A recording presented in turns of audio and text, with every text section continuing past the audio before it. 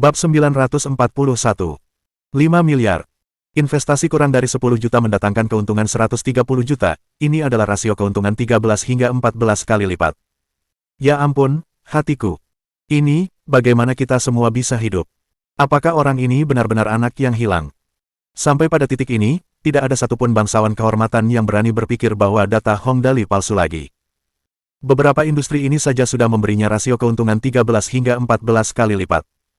Yang terpenting, berapa besar investasi di industri-industri ini? Puluhan juta. Untuk bisnis sebesar itu, bahkan Li Haokong, yang berkelas hitam putih, pun tak mampu menghasilkan rasio keuntungan beberapa kali lipat dari biaya investasinya. Yang membuat mereka paling tertekan ialah karena Hong Dali membeli industri-industri tersebut hanya untuk tujuan menghambur-hamburkan uang. Hampir semua orang dari keluarga Jiang dan Yin mengetahuinya karena merekalah yang menjualnya kepada Hong Dali. Orang lain dengan susah payah menghabiskan 1 yuan seolah-olah 10 yuan, dan mereka akan sangat gembira ketika akhirnya berhasil menabung. Namun Hong Dali ini, yang ia lakukan setiap hari hanyalah menghambur-hamburkan uang. Namun, entah bagaimana, ia justru mendapatkan keuntungan sebesar itu tanpa menyadarinya. Bagaimana mungkin orang lain bisa terus hidup? Mungkinkah mereka masih bisa rukun sekarang? Meskipun tidak menguntungkan untuk membandingkan diri dengan orang lain, hal ini tetap merupakan pukulan yang terlalu besar bagi mereka. Hong Dali, di sisi lain, masih tertidur. Tentu saja, karena Hong Dali menghabiskan waktu hingga 3 bulan di bumi, waktunya di planet ini terbatas. Oleh karena itu, masih banyak industri yang belum ia tangani. Misalnya, beberapa industri ini. Terdapat 6 hotel kelas menengah, dengan total nilai 13 juta. Saat ini menguntungkan sebesar 4,5 juta. 2 sasana bela diri, senilai 7,4 juta, saat ini menguntungkan dengan nilai 260 ribu dolar. Beberapa properti, dengan total nilai 16,6 juta. Pabrik pengolahan batu permata, senilai 15 juta. Lahan kosong, dengan total nilai 36 juta, saat ini tidak menghasilkan uang. Sebuah perusahaan film dan televisi, dengan total nilai 42 juta, saat ini tidak menghasilkan uang. Secara keseluruhan, industri-industri ini tidak menghasilkan banyak uang saat ini, yang menyebabkan para bangsawan kehormatan lainnya merasa bingung. Situasi apa ini? Industri-industri ini praktis tidak menghasilkan apa-apa. Dibandingkan dengan yang sebelumnya, bukankah ini agak aneh? Benar, situasi apa ini? Ini langsung menurunkan rasio keuntungan sebelumnya cukup banyak, kan? Itu memang menurunkan rasionya, tapi mengapa saya terus merasa ada yang salah di sini? Saat mereka berdiskusi, Li Haokong mengerutkan kening dan merenungkannya. Matanya langsung berbinar. Ia akhirnya mengerti mengapa industri-industri ini disebutkan bersamaan. Industri-industri ini. Perhitungannya sangat bagus, Hong Dali ini memang mengesankan. Meskipun industri-industri ini tampak tidak terlalu berguna di permukaan dan bahkan menurunkan rasio keuntungan, masalahnya adalah dengan menyebutkannya, ia dapat meningkatkan koefisien keseluruhan. Li Haokong telah menebak dengan benar. Industri-industri ini tidak menghasilkan banyak keuntungan, tetapi cukup banyak investasi yang ditanamkan di dalamnya. Sebenarnya, jika industri-industri ini dihilangkan dari penilaian kali ini, tampaknya akan lebih menguntungkan Hong Dali. Masalahnya, industri-industri ini mampu meningkatkan koefisien keseluruhan. Lagi pula, setelah total investasi melebihi 100 juta, akan ada koefisien investasi. Meskipun tidak banyak, total investasinya juga sekitar 100 juta. Ditambah dengan industri-industri yang disebutkan sebelumnya, industri-industri Hong Dali akan memiliki nilai total sekitar 200 juta. Konsep apa itu? Rasio laba bersih akan berlipat ganda. Rasio keuntungan bersih dari perkebunan sebelumnya akan menjadi 2 kali lipat. Mengesankan. Li Haokong menggelengkan kepalanya tanpa daya. Pantas saja dia bisa mengalahkanku. Hong Dali ini memang tidak sederhana. Biasanya, saat ini, penilaian seharusnya sudah selesai. Tapi jelas, Hong Dali tidak akan membiarkannya berakhir seperti ini. Puncak acara yang sesungguhnya baru saja dimulai. Hong Dali menghabiskan 65 ribu untuk membeli pegadaian. Situasi apa ini? Apakah perlu menyebutkan transaksi sekecil itu di sini? Bukankah ini terlalu merepotkan? Para bangsawan kehormatan lainnya langsung penasaran. Benarkah? Beli pegadaian seharga 65 ribu. Apa ini? Apa perlu disebut-sebut investasi sekecil itu? Ini, memang, dibandingkan dengan investasi sebelumnya, ini tampaknya terlalu kecil untuk disebutkan, kan? Mungkinkah dia mendapat untung dari investasi ini? Tapi seberapa besar keuntungan dari investasi sekecil itu? Meskipun yang lain merasa penasaran dan aneh, Jiang Dongliu tahu mengapa pegadaian ini disebut-sebut. Aku pun lupa soal ini. Kalau ini juga dihitung. Yap, Sepertinya Hong Dali memang mengungguli Li Haokong, tapi tidak sedikit, haha. Tepat ketika semua orang merasa sangat penasaran, deskripsi pegadaian muncul. Melalui pegadaian tersebut, Hong Dali menjadi anak baptis salah satu dari 3 kaisar, gerbang jenggot putih. Kekayaan bersih gerbang jenggot putih saat ini adalah 5 miliar dolar DIMU. Jika dikonversi ke dolar galaksi, jumlahnya menjadi 25 miliar. Menurut evaluasi, melalui pegadaian ini, Hong Dali seolah-olah telah mendapatkan koneksi senilai hampir 5 miliar. Melihat ini, semua orang benar-benar tercengang. Gerbang jenggot putih. Itu karakter legendaris. Hong Dali ini menghabiskan 65.000 dolar galaksi, membeli pegadaian, lalu menjadi anak baptis gerbang jenggot putih melalui pegadaian ini. Apa-apaan ini? Dia curang, dia pasti curang. Li Tianxing langsung menangis. Bagaimana mungkin keberuntungannya begitu baik? Tadi, dia masih berencana untuk terus melawan Hong Dali setelah penilaian kemajuan selesai. Namun, sekarang, dengan gerbang jenggot putih sebagai pendukung Hong Dali, bahkan jika seseorang memberi Li Tianxing 10 nyali sekarang, dia tidak akan berani mencari masalah dengan Hong Dali lagi. Gerbang jenggot putih. Dia terkenal karena sangat protektif terhadap rakyatnya. Sebagai anak baptisnya, Hong Dali praktis bebas dari masalah di seluruh Bima Sakti. Aku kalah. Melihat ini, Li Haokong akhirnya menundukkan kepalanya. Ia kalah. Di hadapan Hong Dali, ia benar-benar kalah telak. Investasi sebesar 65.000 memberi Hong Dali koneksi senilai 5 miliar dolar galaksi, bagaimana ia bisa bersaing dengannya? Keberuntungannya sungguh luar biasa. Li Haokong menggelengkan kepala dan tersenyum getir. Aku tak pernah menyangka dengan kemampuanku, aku akan kalah telak dari keberuntungannya. Hehe, 65.000 banding 5 miliar. Semua orang begitu tak berdaya menghadapi hal ini hingga mereka bahkan tidak mampu berseru lagi. Hong Dali, di sisi lain, terus tidur. Namun kali ini, tidak ada seorang pun yang mengolok-oloknya lagi. Setelah semua ini diumumkan, proyeksi holografik mulai menghitung hasil akhir. Toko-toko Star Harbor berinvestasi 7,35 juta dan menghasilkan pendapatan 31,2 juta. Batu permata atribut yang harganya 8 juta dan nilai akhirnya sekarang 80 juta. Pabrik pembuatan pesawat luar angkasa Dali, dengan total investasi 33 juta dan laba bersih 84 juta. Pakaian wanita memiliki total investasi 37 juta dan laba 249,85 juta. Perusahaan pengolahan makanan Dali berinvestasi 9,4 juta dan menghasilkan laba bersih 128 juta. 6 hotel kelas menengah dengan investasi 13 juta dan laba 4,5 juta. 2 sanggar seni bela diri, 7,4 juta dan laba 260 ribu. Real estate, 16,6 juta. Pabrik pengolahan permata properti, 15 juta. Lahan kosong senilai 36 juta, saat ini tidak menguntungkan. Perusahaan film dan televisi, 42 juta, saat ini tidak menguntungkan. Sebuah pegadaian dengan investasi 65.000 dan keuntungan 5 miliar dalam koneksi. Total biaya investasi adalah 224,815 juta dolar galaksi. Total pendapatan, 5,57781 miliar. Rasio laba bersih adalah 2.481,06%. Kalikan dengan koefisien 2,24815, totalnya adalah 5.577,81%. Rasio laba bersih sebesar 5.577,81%. Semua orang benar-benar pingsan. Apa-apaan ini? Dia pasti curang, kan? Dia pasti meretas, kan? Bagaimana mungkin? Bagaimana kita semua bisa hidup? Dari hasil ini, tampaknya data Hong Dali tidak hanya benar, bahkan tampak sedikit lebih rendah dari yang seharusnya. Hasil ini tidak dihitung untuk anak-anak Whitebeard Gate lainnya. Jika mereka juga dihitung, hasilnya akan lebih mengerikan, bukan? Tampaknya Hong Dali memang lebih mampu daripada Li Haokong, dan tidak hanya sedikit. Lucu sekali mereka masih mengejek Hong Dali sebagai anak yang sangat boros sebelumnya. Tapi sekarang, mereka bahkan tak punya peluang melawan Hong Dali jika harus bersaing dengannya.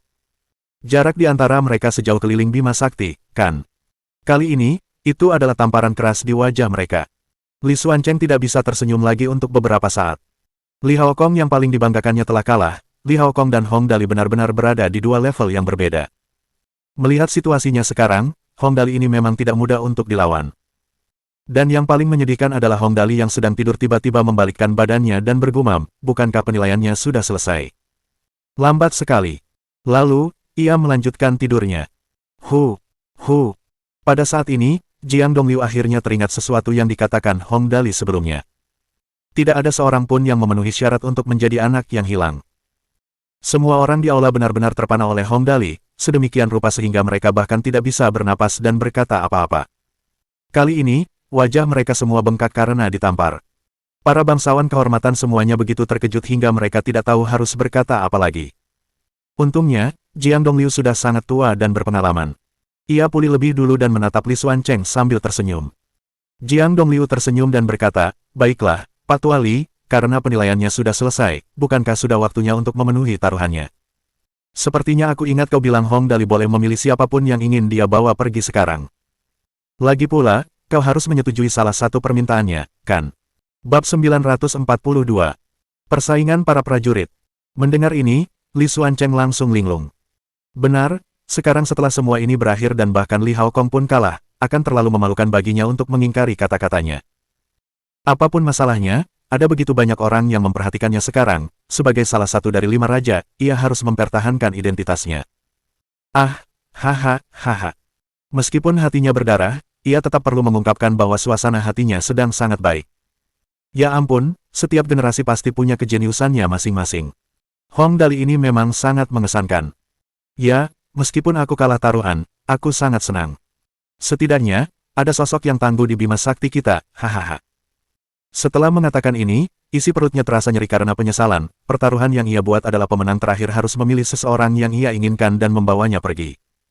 Namun, ia tidak berhasil membawa Hong Dali pergi, melainkan kehilangan seseorang dari pihaknya sendiri. Tak diragukan lagi, Hong Dali pasti akan memilih seorang bangsawan kehormatan tingkat hitam, hanya saja ia tidak yakin siapa. Karena aku kalah, tentu saja aku akan mengakuinya.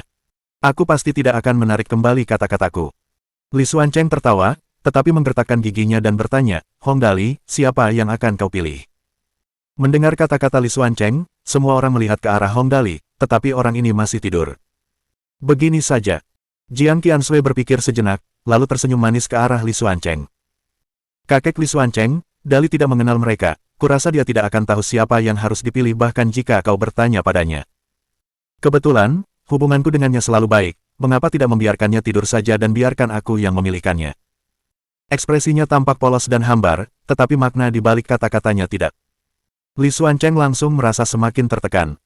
Hong Dali tidak mengenal satupun dari mereka, tetapi Jiang Qiansui tahu. Oh, kalau begitu.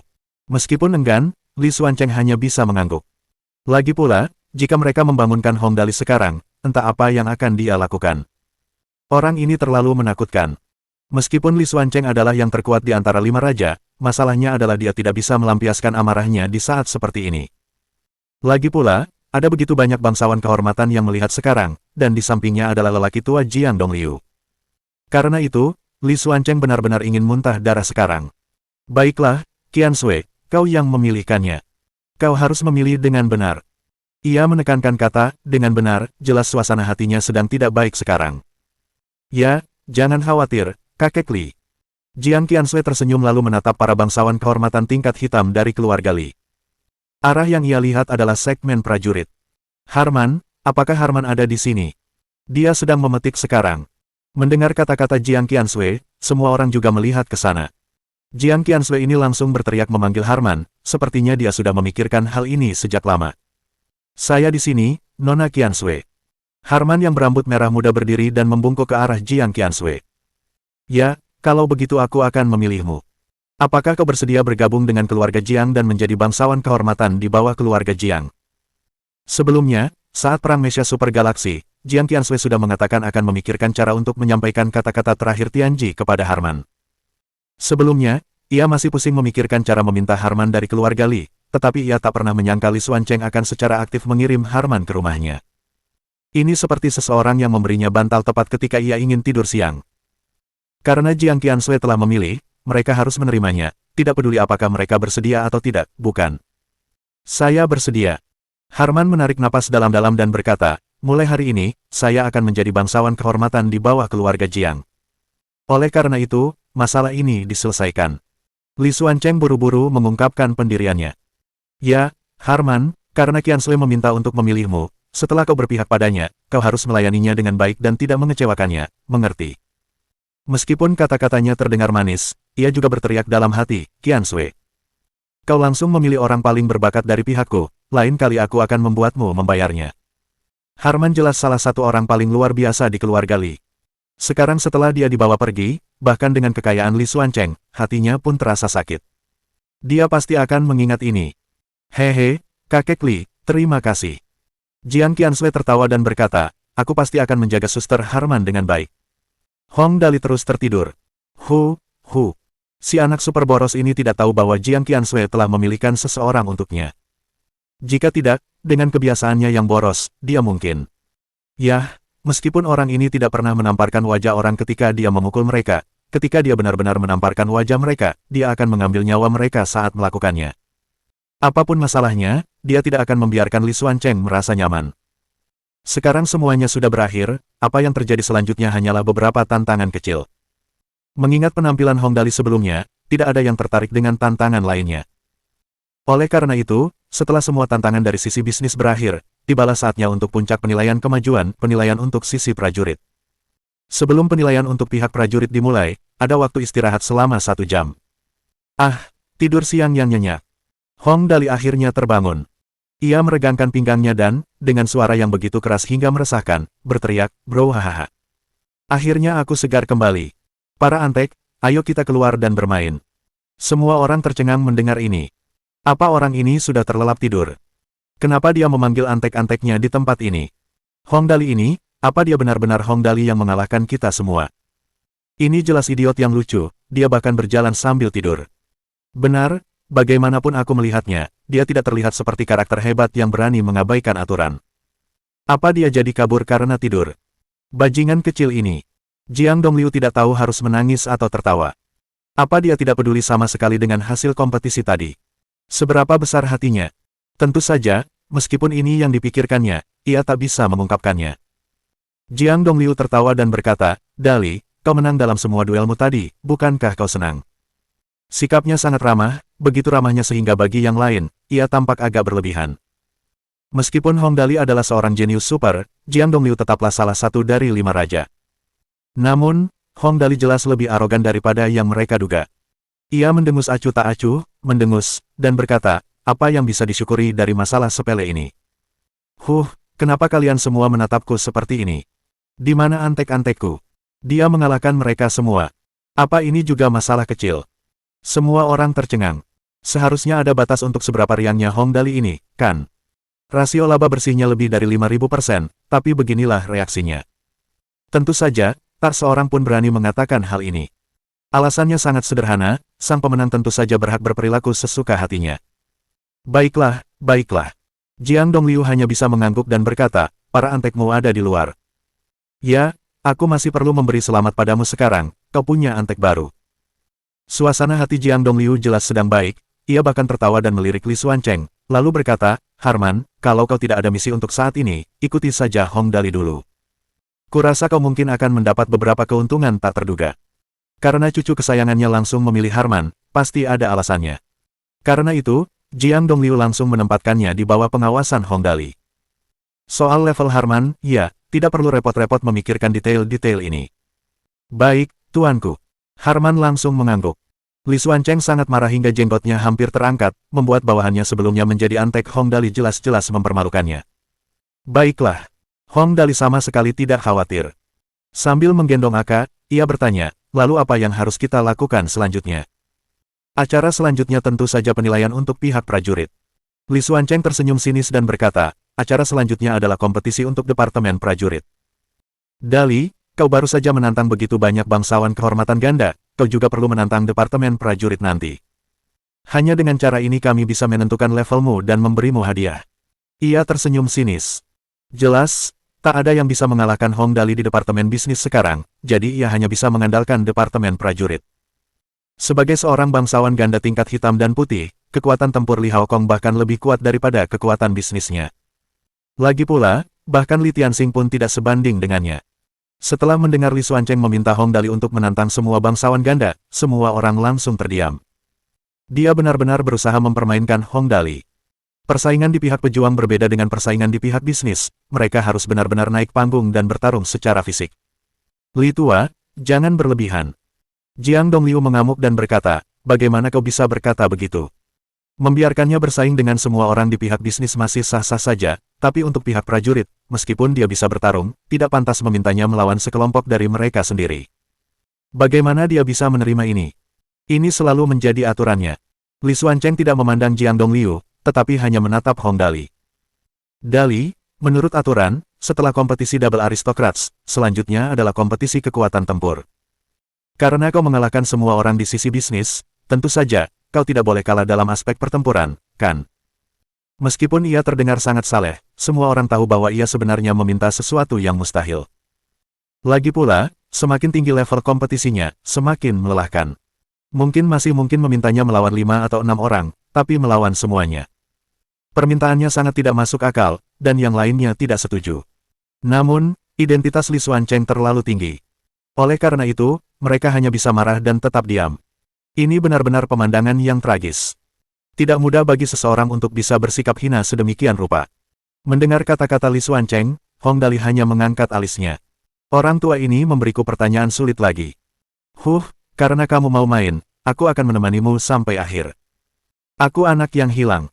Mata Hong Dali tampak sangat polos. Anak hilang mana yang akan pergi dan bertarung sendiri? Baik itu urusan bisnis maupun pertempuran, para antek akan menyelesaikannya untukku. Prinsipku adalah, apapun yang bisa diselesaikan oleh para antek, aku tidak akan melakukannya sendiri, oleh karena itu, bisakah para antekku bertarung untukku?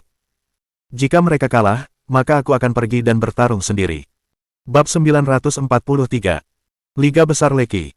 Dia tidak akan membuang-buang tenaga melakukan hal-hal yang bisa ditangani para antek. Apa-apaan, sikap mendominasi macam apa itu? Mendengar kata-katanya, semua orang hancur total. Perlu diketahui bahwa biasanya, di Departemen Prajurit, para bangsawan kehormatan sendirilah yang paling kuat.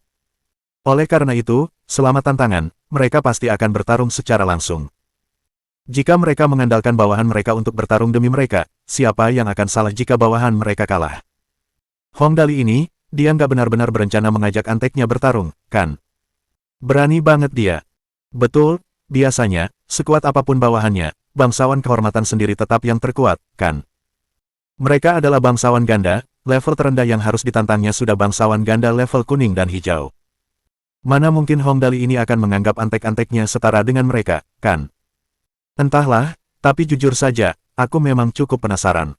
Hei, apa menurutmu antek-anteknya akan benar-benar menang? Menangkan burungmu, para bangsawan kehormatan tingkat kuning dan hijau setidaknya adalah prajurit planet tingkat keempat dan bahkan telah mempelajari buku-buku rahasia seni bela diri. Meskipun mereka belum belajar mengendalikan energi gelap, mereka jelas tidak lemah. Jika dia meminta antek-anteknya untuk bertarung, bukankah itu sama saja dengan meminta mereka bunuh diri? Tentu saja, meskipun beberapa dari mereka mendiskusikan hal ini, sebagian besar dari mereka hanya ingin tahu. Mereka penasaran apakah Hong Dali ini benar-benar berani meminta bawahannya untuk pergi dan melawan bangsawan kehormatan lainnya. Dali. Jiang Dongliu tahu bahwa kekuatan tempur Dali cukup hebat karena ia telah menyaksikan pertarungan antara Dali dan Fei Yun dengan mata kepalanya sendiri. Namun, niat Hong Dali tampaknya adalah meminta bawahannya untuk bertarung. Apakah itu akan berhasil? Jiang Dongliu buru-buru bertanya, apakah kau yakin ingin meminta bawahanmu untuk bertarung untukmu? Ini adalah penilaian kemajuan, bukan sesuatu yang tidak penting.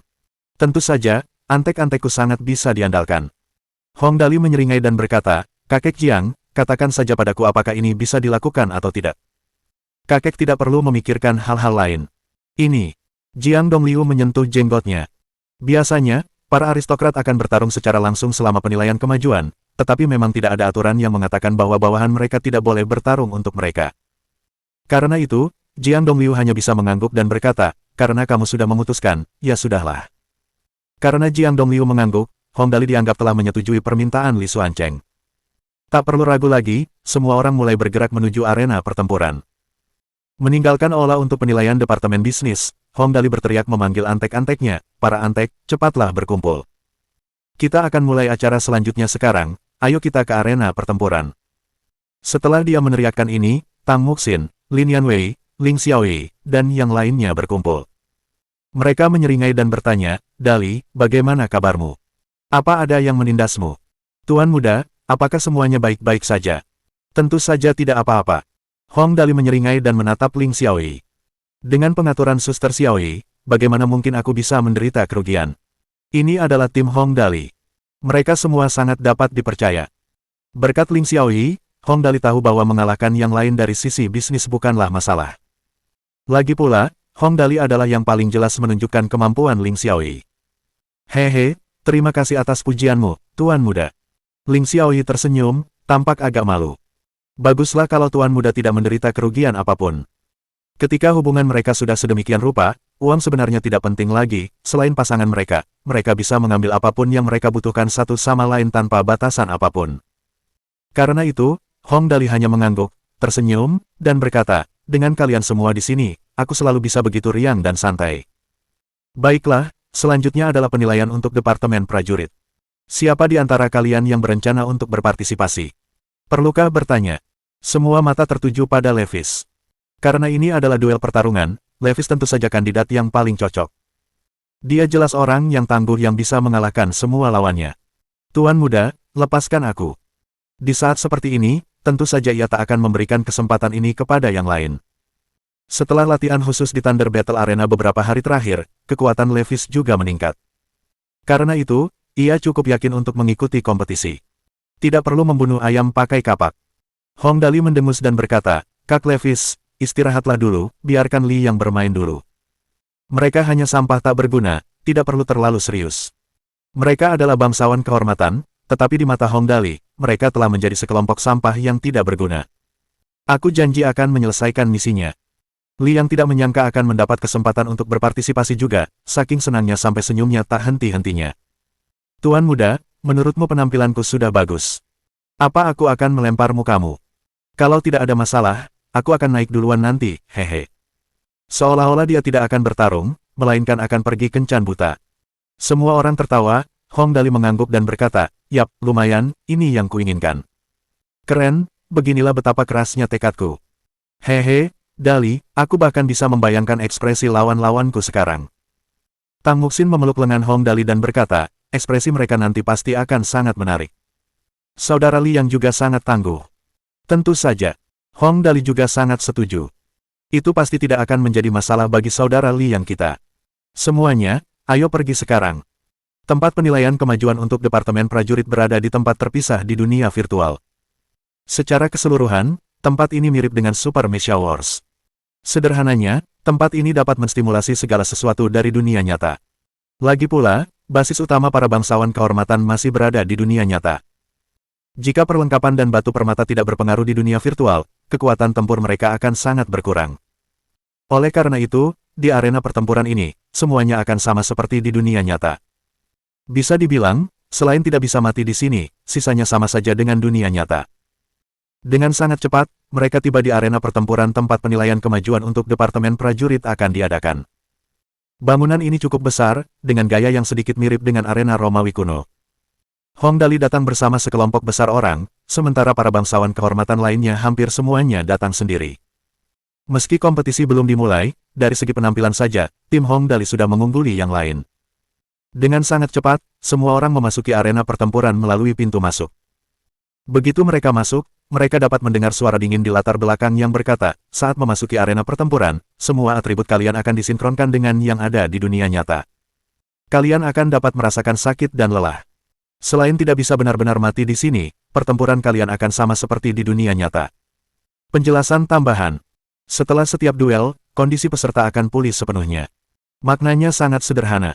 Artinya, tidak akan ada perbedaan antara bertarung di sini dan di dunia nyata. Mereka bisa merasakan sakit, lelah, tetapi tidak akan benar-benar mati. Artinya, mereka bisa bertarung habis-habisan di sini. Saat ini, semua peserta telah memasuki tempat ini, susunannya mirip seperti sebelumnya. Hanya ada satu hal yang sedikit berbeda. Hong Dali membawa cukup banyak orang, dia satu-satunya orang di tempat ini yang membawa teman dan keluarga ke sini. Karena semua sudah ada di sini, penilaian langsung dimulai. Lagi pula, pertarungan di divisi petarung tidak akan berlangsung singkat. Hal ini berbeda dengan kompetisi di divisi bisnis yang hasilnya keluar hanya dalam 10 detik. Jika kedua orang yang bertarung itu setara, mereka mungkin akan bertarung selama beberapa jam, bukan berarti mereka tidak bisa bertarung lebih lama, hanya saja akan dinyatakan seri jika ini terjadi. Jika tidak, siapa yang bisa menunggu mereka bertarung selama beberapa hari dan malam? Melihat mereka bertarung saja sudah akan membuat yang lain kelelahan setengah mati. Karena itu, karena sudah tahu apa yang dipikirkan semua orang dan juga karena rasa penasarannya, Jiang Dongliu langsung mengumumkan, kalau begitu, selanjutnya, kita akan langsung mulai dengan tantangan Hong Dali. Kalau tidak, saat yang lain selesai berkompetisi, bulan ini mungkin sudah akan segera berakhir. Kurasa kita semua tidak mau menunggu terlalu lama, kan? Sarannya dipuji semua orang. Semua orang berteriak, kamu yang terbaik, hahaha. Benar juga, kami hanya ingin melihat langsung tantangan Hong Dali. Tantangan lainnya sama sekali tidak menarik. Benar, mari kita lihat apakah Hong Dali bisa mengalahkan yang lain dulu. Yang lain tidak perlu terburu-buru untuk mulai berkompetisi. Adapun Li Haokong, ia menyipitkan mata dan menatap Hong Dali, diam-diam berpikir, dari kekuatan bawahannya, aku mungkin bisa memprediksi seberapa kuat Hong Dali sendiri. Aku baru saja kalah sekali, Hong Dali ini memang tidak bisa diremehkan. Oke, semuanya, bersiap-siap. Karena mereka sedang bersiap untuk memulai tantangan Hong Dali sekarang, Li Xuancheng tentu saja tidak akan sopan dan berkata, kalau begitu, kedua belah pihak bisa memasuki arena sekarang. Di satu sisi ada Nanhu, sang aristokrat ganda tingkat kuning dan hijau. Di sisi lain, Hong Dali. Siapa di antara kalian yang akan bertarung? Aku. Tepat setelah Li Xuancheng menanyakan pertanyaan ini, Li Yang langsung berdiri. Tempat ini cukup besar, tetapi untungnya, ada proyeksi holografik yang diperbesar di atasnya, sehingga semua orang dapat melihat pertarungan dengan jelas. Oleh karena itu, Li Yang langsung melompat ke tengah arena, menyatukan telapak tangan dan tinjunya, lalu membungkuk dan berkata dengan lantang, antek nomor 2 Tuan Muda, Li Yang, bertarung menggantikan Tuan Muda. Mendengar kata-katanya, terutama setelah melihat kata-kata di belakang jubahnya, semua orang tidak bisa menahan tawa. Hahaha. Dia benar-benar menyebut dirinya antek, ini terlalu menarik, hahaha. Benar sekali, wajar saja kalau seorang majikan memanggil bawahannya dengan sebutan antek-antek, tapi orang ini malah menyebut dirinya sendiri antek juga, ini sungguh luar biasa. Hei, cepat, lihat bajunya, lihat apa yang tertulis di belakangnya. Grand League, Leki, hahaha. Dia benar-benar cocok jadi antek. Seorang antek menantang seorang aristokrat ganda tingkat kuning dan hijau, adegan ini praktis hanya bisa dilihat sekali dalam beberapa ribu tahun, kan? Li Yang sama sekali tidak mempermasalahkan diskusi mereka. Ia hanya melihat ke sekeliling tribun penonton dan bertanya dengan lantang, siapa di antara kalian yang Nanhu? Kita mulai sekarang, ya. Nanhu berusia sekitar 25 atau 26 tahun dan berambut pendek biru. Mendengar kata-kata Li Yang, ia mendengus dingin, lalu langsung melompat ke arena. Bab 944. Pertandingan sepihak. Liga Besar. Leki. Hanya melihat nama di jubah itu, Nanhu sudah menjadi sangat marah. Bagaimanapun, dia adalah seorang aristokrat kehormatan ganda tingkat kuning dan hijau. Levelnya jelas tidak rendah. Jika dia melawan prajurit planet tingkat keempat biasa, dia bisa mengalahkan mereka semudah memotong sayuran. Tapi Hong Dali ini begitu arogan sehingga dia dengan santai mengirim seorang antek untuk melawannya. Lagi pula, antek ini benar-benar seorang antek, bahkan namanya Leki. Karena itu, sikap Hong Dali yang meremehkan orang lain benar-benar membuat mereka sangat marah. Kau antek yang bertanggung jawab untuk melawanku menggantikannya. Nanhu melirik Li Yang. Di matanya, orang di depannya ini tampak sangat lancang dan rendah hati. Senyum di wajahnya bahkan bisa dibilang begitu rendah hati hingga membuatnya merasa jijik. Harus berduel dengan antek yang tidak terlihat mengesankan sama sekali menyebabkan Nanhu, yang memiliki harga diri cukup tinggi, merasa sangat kesal. Tentu saja, meskipun dia merasa kesal dan tidak senang karena Hong Dali berani mengirim antek sejatinya ini untuk masuk ke arena, Nanhu tetap perlu berhati-hati tentang hal itu.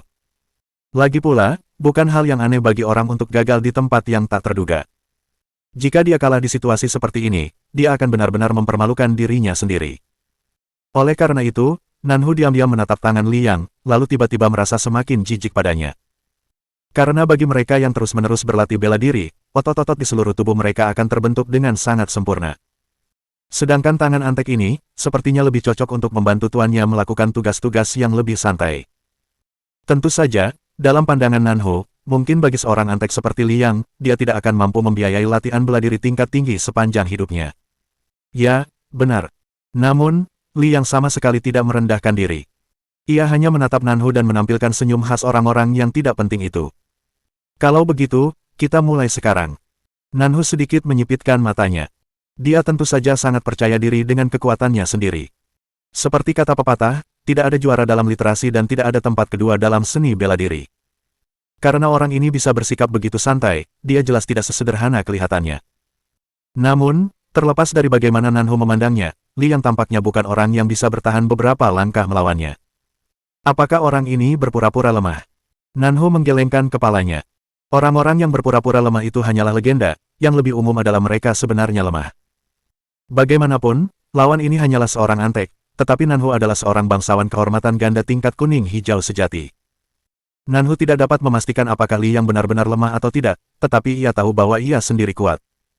Ia tidak akan mudah dikalahkan oleh Li yang meskipun Li yang berpura-pura lemah. Sebelum berpartisipasi dalam penilaian kemajuan kali ini, Nanhu tentu saja pernah berlatih tanding dengan para pengawalnya. Tak heran, ia menang melawan mereka semua, dan dengan sangat mudah. Dan dalam pertarungan-pertarungan itu, lawannya adalah 5 prajurit planet tingkat keempat. Tidak mungkin antek ini lebih kuat dari 5 prajurit planet tingkat keempat, kan? Kurasa kita lupakan saja, kalau kau mempermalukan diri sendiri. Nanhu berkata dengan nada meremehkan, kalian masih bisa berganti orang untuk bertarung denganku, kalau kalian kalah telak. Kalau sampai itu terjadi, majikanmu mungkin tidak akan senang padamu saat kau kembali. Sebelum mendobrak pintu, seseorang harus mempertimbangkan siapa pemilik anjing itu. Bagaimanapun, Hong Dali adalah orang yang tangguh dan mampu mengalahkan semua orang di departemen bisnis. Nanhu sebenarnya tidak ingin terlalu menyinggung perasaannya. Karena itu, ia tetap perlu mengucapkan kata-kata penting ini. Ah, tidak apa-apa. Tuan muda tidak akan keberatan. Li yang menyeringai dan berkata, bagaimana kita tahu kalau kita tidak mencoba? Benar, kan? Sebenarnya ada beberapa kata lagi yang tidak dia katakan kepada Nanhu. Jika Levis, bukan dia, Nanhu ini mungkin akan berakhir dalam kondisi yang jauh lebih buruk. Jadi, dari sudut pandang ini, Li yang sebenarnya cukup baik. Sombong. Karena antek ini mengabaikan kebaikannya, Nanhu tidak mengatakan apa-apa lagi dan langsung bersiap untuk memulai pertarungan. Semua orang di tribun penonton menjadi tegang menantikan pertarungan itu. Seorang antek melawan seorang aristokrat ganda tingkat kuning dan hijau, tidak seorang pun dari mereka pernah melihat hal seperti itu sebelumnya. Hei, apakah kalian pikir antek ini bisa menang? Sulit dikatakan, tapi mungkin tidak. Jika antek ini bertahan 3 atau 5 langkah sebelum kalah, dia sudah bisa dianggap cukup kuat. Memang, double aristokrat level kuning dan hijau bukan untuk pamer. Kurasa Nanhu bisa menang dalam 5 langkah. Saya rasa dia tidak butuh banyak gerakan, 3 gerakan mungkin sudah cukup. Sementara orang-orang yang menonton berdiskusi, Nanhu juga sedang memperhitungkan cara untuk menang dengan indah. Sebagai seorang aristokrat ganda tingkat kuning dan hijau, pikirannya berubah sangat cepat. Hanya dalam sekejap mata, ia sudah punya rencana. Dia akan keluar dengan kekuatan penuh. Nanhu memutuskan untuk maju dengan kekuatan penuh, mengalahkan antek ini sebelum si antek menyadarinya. Dengan begitu, Nanhu tidak hanya bisa menunjukkan keahliannya kepada yang lain, tetapi ia juga mungkin bisa memaksa Hong Dali untuk ikut bertarung. Jika tidak, menang melawan seorang antek saja tidak akan terlalu membanggakan. 3 jurus. Nanhu perlahan menghunus pedangnya dan berkata dengan nada hambar, jika aku tidak bisa mengalahkanmu dalam 3 jurus, aku akan menyerah. Kata-kata ini langsung membuat semua orang bersorak kegirangan untuknya. Nanhu, itu benar sekali, sangat mendominasi, hahaha. Lakukan yang terbaik. Benar sekali, memang seperti inilah temperamen yang seharusnya kau miliki. Kalau kau bahkan tak bisa mengalahkan seorang antek pun, bukan hanya kau, tapi semua bangsawan kehormatan akan dipermalukan. Berbeda dengan duel di departemen bisnis, kali ini, semua bangsawan kehormatan mendukung Nanhu. Bagaimanapun, ini adalah duel tempur. Harga diri mereka sebagai bangsawan kehormatan mengatakan bahwa jika Nanhu dikalahkan begitu mudah oleh seorang antek, mereka sendiri juga akan dipermalukan. 3 jurus, oke. Li Yang langsung mengangguk. Lagi pula, dia hanya antek. Dia tidak perlu menjaga kesan baik di mata orang lain. Tidak ada alasan baginya untuk menolak keuntungan seperti itu, kan? Hati-hati. Setelah mengingatkan Li Yang, serangkaian percikan listrik muncul di pedangnya dan dia langsung menebas ke arah dada Li Yang. Duelnya akan sama persis seperti di dunia nyata, satu-satunya perbedaan adalah mereka tidak akan benar-benar mati. Jadi, wajar saja kalau mereka tidak perlu menahan diri. Mereka bisa mengerahkan seluruh kekuatan dan saling membunuh di sini. Pedangnya memancarkan cahaya keemasan redup, suara udara yang dipotong oleh pedang itu dapat terdengar hingga puluhan meter jauhnya. Teknik bela diri. Sebagai seorang aristokrat ganda tingkat kuning dan hijau, Nanhu secara alami mempelajari teknik bela diri, dan tekniknya pun cukup tinggi. Telah disebutkan sebelumnya bahwa Nanhu pernah berlatih tanding dengan pengawal prajurit planet Orde keempatnya dan dengan mudah mengalahkan 5 dari mereka sekaligus. Mengapa perbedaannya begitu besar? Karena teknik bela dirinya. Semakin tinggi level seorang aristokrat, semakin kuat teknik yang mereka pelajari. Kitab Pedang Pengkhawatir Surga. Ini kitab pedang pengkhawatir surga, teriak seseorang di tribun. Nanhu benar-benar menggunakan jurus mematikannya di awal. Teknik bela diri yang dipelajari Nanhu ini disebut manual pedang yang mengkhawatirkan surga. Saat ia mengayunkan pedangnya, kecepatannya seperti kilat, dan energi pedangnya juga luar biasa dan dahsyat. Begitu ia menggunakan teknik bela diri ini, lawannya akan kesulitan menangkisnya. Apalagi karena Nanhu adalah seorang aristokrat ganda tingkat kuning dan hijau, bakat bertarungnya pun sangat kuat. Menghadapi Liang, dengan teknik ini, Nanhu yakin ia bisa menang hanya dengan satu serangan. Mengatakan ia akan menang dalam 3 gerakan hanyalah demi meninggalkan jalur mundur untuk dirinya sendiri jika terjadi kecelakaan. Namun di luar dugaan semua orang, menghadapi Nanhu sekuat itu, Liang benar-benar melawannya dengan tangan kosong. Liang hanya sedikit menyipitkan matanya dan sedikit bergeser setengah langkah ke samping, menghindari ujung pedang, lalu memfokuskan seluruh kekuatan tubuhnya ke lengannya, memutar pinggangnya, dan meninju. Bom! Suara keras terdengar, dan Nanhu yang sebelumnya percaya diri dipukul oleh Liang di dada, seluruh tubuhnya terlempar ke udara. Saat terbang, Nanhu menyemburkan darah. Setelah mendarat di tanah, dalam sekejap mata, ia berubah menjadi kilatan cahaya putih dan dikirim ke titik kebangkitan. Satu gerakan, dia sebenarnya hanya menggunakan satu gerakan. Namun, hasilnya tidak seperti yang diharapkan kebanyakan dari mereka. Hasilnya ditentukan hanya dalam satu langkah, tetapi pemenangnya ternyata adalah Antek Hongdali. Ini bukan pertunjukan bagaimana bangsawan ganda menindas seorang Antek, melainkan sebaliknya. Ini jelas Antek yang menindas bangsawan ganda. Seluruh tempat menjadi sunyi. Seorang aristokrat ganda level kuning dan hijau benar-benar dikalahkan begitu saja. Ini, sebenarnya, ngomong-ngomong, tidak ada ketidakadilan dalam kekalahan Nanhu. Kita pasti tahu Hongdali itu orang seperti apa, kan? Dia selalu menggunakan yang terbaik dan tidak mau menerima yang kurang. Liang dilengkapi dengan satu set lengkap batu permata atribut ganda kelas super, yang masing-masing memberinya 26 poin atribut. Meskipun Liang tidak menggunakan senjata apapun seperti pedang atau bilah sejak mengikuti kompetisi ini, tentu saja dia juga punya senjata, senjatanya adalah sepasang sarung tangan logam. Oleh karena itu, set 20 batu permata atributnya memberinya statistik plus 520 secara keseluruhan, ditambah 50 statistik per atribut dari rumput penempaan tulang akar biru, ditambah statistik dasarnya yang mendekati 200 masing-masing, ditambah latihan tempur dari Gezer Wang, lalu Leki Halo dari Hongdali yang menggandakan statistik keseluruhannya. Sejujurnya, sebenarnya tidak sulit baginya untuk mengalahkan Nanhu. Lagi pula, untuk seorang double aristokrat level kuning dan hijau, sudah dianggap tidak buruk jika kekuatan, kelincahan, dan refleksnya masing-masing dapat melebihi 400 poin. Bagaimana dengan Liang? Setiap statistiknya mendekati 700 poin. Konsep macam apa itu? Itu sama saja dengan statistik Liang yang bahkan lebih kuat daripada para bangsawan kehormatan tingkat hitam. Perbedaan sebesar itu antara dirinya dan para bangsawan ganda tingkat kuning dan hijau sudah cukup baginya untuk mengalahkan mereka dengan mudah. Setelah keheningan, para bangsawan kehormatan menjadi sangat fanatik. Apa aku salah lihat? Antek Liang ini, ada apa dengannya? Benar, dia mengalahkan double aristokrat level kuning dan hijau hanya dalam satu gerakan. Apa-apaan? Kelihatannya dia bahkan belum menggunakan kekuatan penuhnya. Dia jelas tidak menggunakan kekuatan penuhnya. Hanya satu gerakan. Bahkan Antek Hongdali yang biasa saja pun punya kekuatan seperti itu. Pada saat ini, Nanhu telah dibangkitkan dan dikembalikan ke tempat kompetisi. Kini, wajahnya tak lagi menunjukkan ekspresi bangga seperti sebelumnya. Yang terbayang adalah rasa kehilangan yang mendalam. Dia dikalahkan, dan dia dikalahkan sepenuhnya. Aku kalah, kau sangat kuat. Suara Nanhu terdengar sangat putus asa. Aku bahkan tidak berhasil menangkap gerakan tinjumu tadi. Sepertinya aku masih terlalu lemah. Hehe, terima kasih sudah membiarkanku menang. Jawaban Li yang sangat klasik. Sebagai Antek, aku harus membantu tuanku menanggung sebagian masalahnya, kan? Aku mengerti. Nanhu berbalik dan berkata, terima kasih atas bimbinganmu. Lalu, ia kembali ke tribun penonton. Jiang Dongliu tersenyum melihat ini dan tertawa ke arah Li Xuancheng, berkata, ya ampun, Pak Tua Li, kubuku menang lagi. Aku sungguh minta maaf atas kejadian ini. Bab 945. Kekuatan mengerikan dari 6 kekuatan. Ekspresi wajah Li Xuancheng tidak begitu bagus. Awalnya, dia datang ke sini untuk pamer dan membanggakan diri. Kali ini, dia membawa begitu banyak orang kuat, termasuk Li Haokong, salah satu dari 5 besar bangsawan ganda tingkat hitam putih. Dengan susunan pemain seperti ini, dia yakin akan menang. Seharusnya tidak ada kecelakaan. Tapi siapa sangka Antek Hongdali pun bisa mengalahkan double aristokrat level kuning dan hijau. Apa-apaan ini, bagaimana yang lain bisa hidup? Bagaimana mereka bisa bermain bersama dengan bahagia? Itu adalah level kuning dan hijau, bakat bertarungnya sangat kuat, tetapi hasilnya dia dikalahkan hanya dalam satu gerakan. Hehe, lumayan.